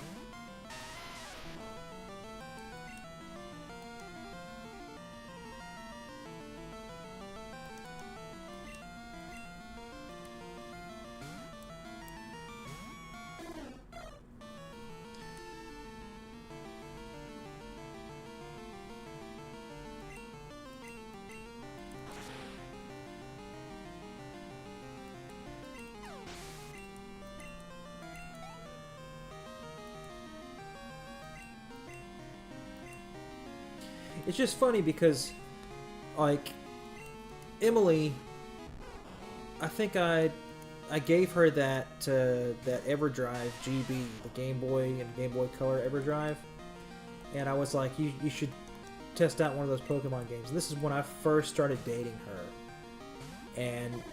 and she said that she played a little bit of it and it was okay and everything, and I just assumed that she just didn't like Pokemon, but it can be a little bit intimidating, you know. We're just so used to it because we grew up with it, you know, but she obviously didn't. So I didn't accept that, and selfishly I was just like trying to force her to just play a little bit of it. So that's why I decided let's try it together. And now that I'm here with her to tell her exactly where to go and what we're doing next and everything, like, she's really really enjoying it. And she told me a little while ago, she was like, this is like so much fun. It's like one of the funnest games I've ever played in my whole life. I'm like, yeah, dude, it's there's something about it, you know. And so many people are like not into it for obvious reasons because it is kind of dorky, to be real. But underneath the aesthetic of it, it's actually a really good RPG, and a prime example of how it doesn't have to be fancy and flashy to be a fun game. Yeah. This is not a baby game. This is a strategy game. You know? It's freaking crazy. It's exactly what it is.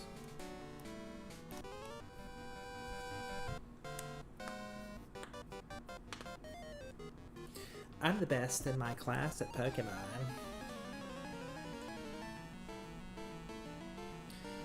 This youngster's telling all his lady friends that, too.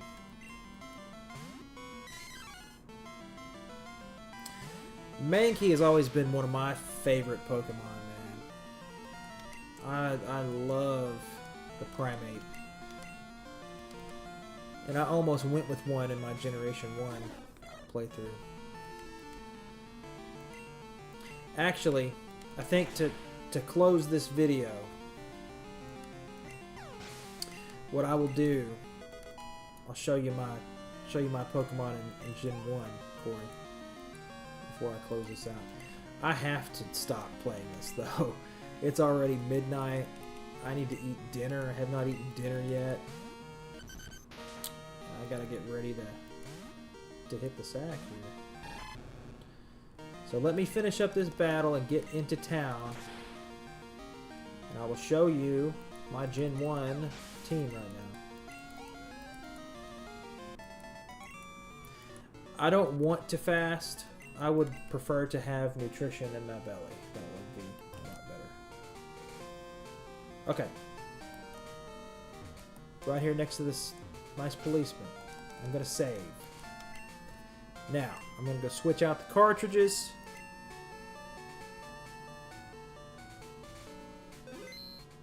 And I'll show you my team.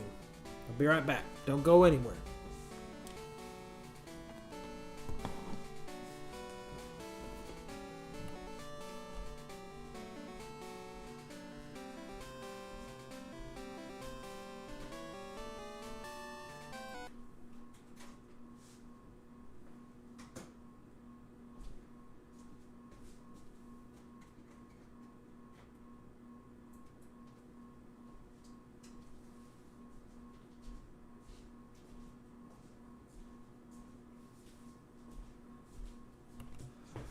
Ho!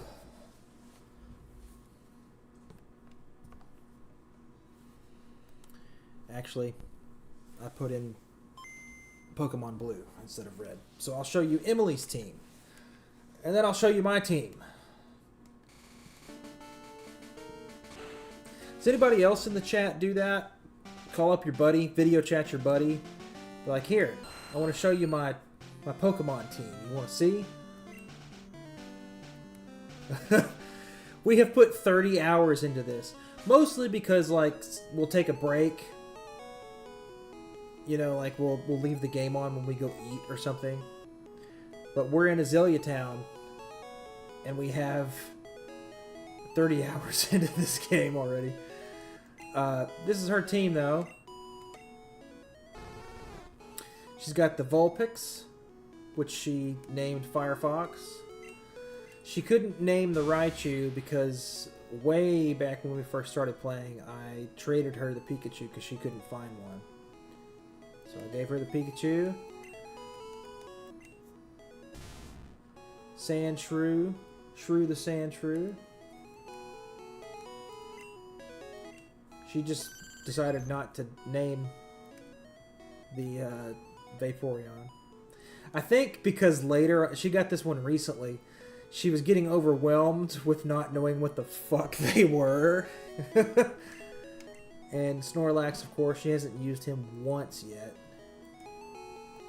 And Abby, the Abra, which is now Abby, the Kadabra. And that's her team so far. It's looking pretty damn good. And I'm very proud of her.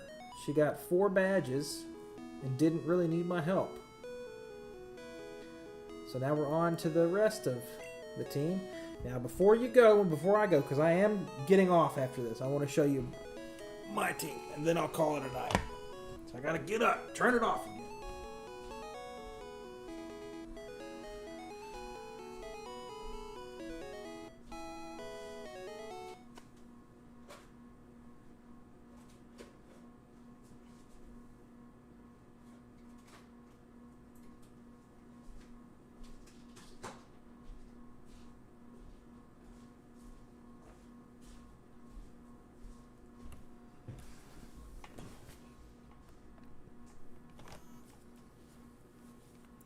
All right.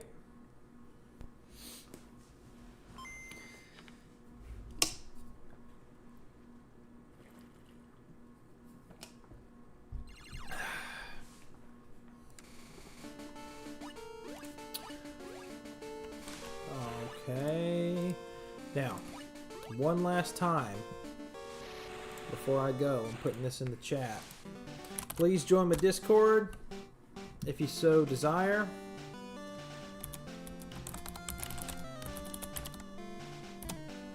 And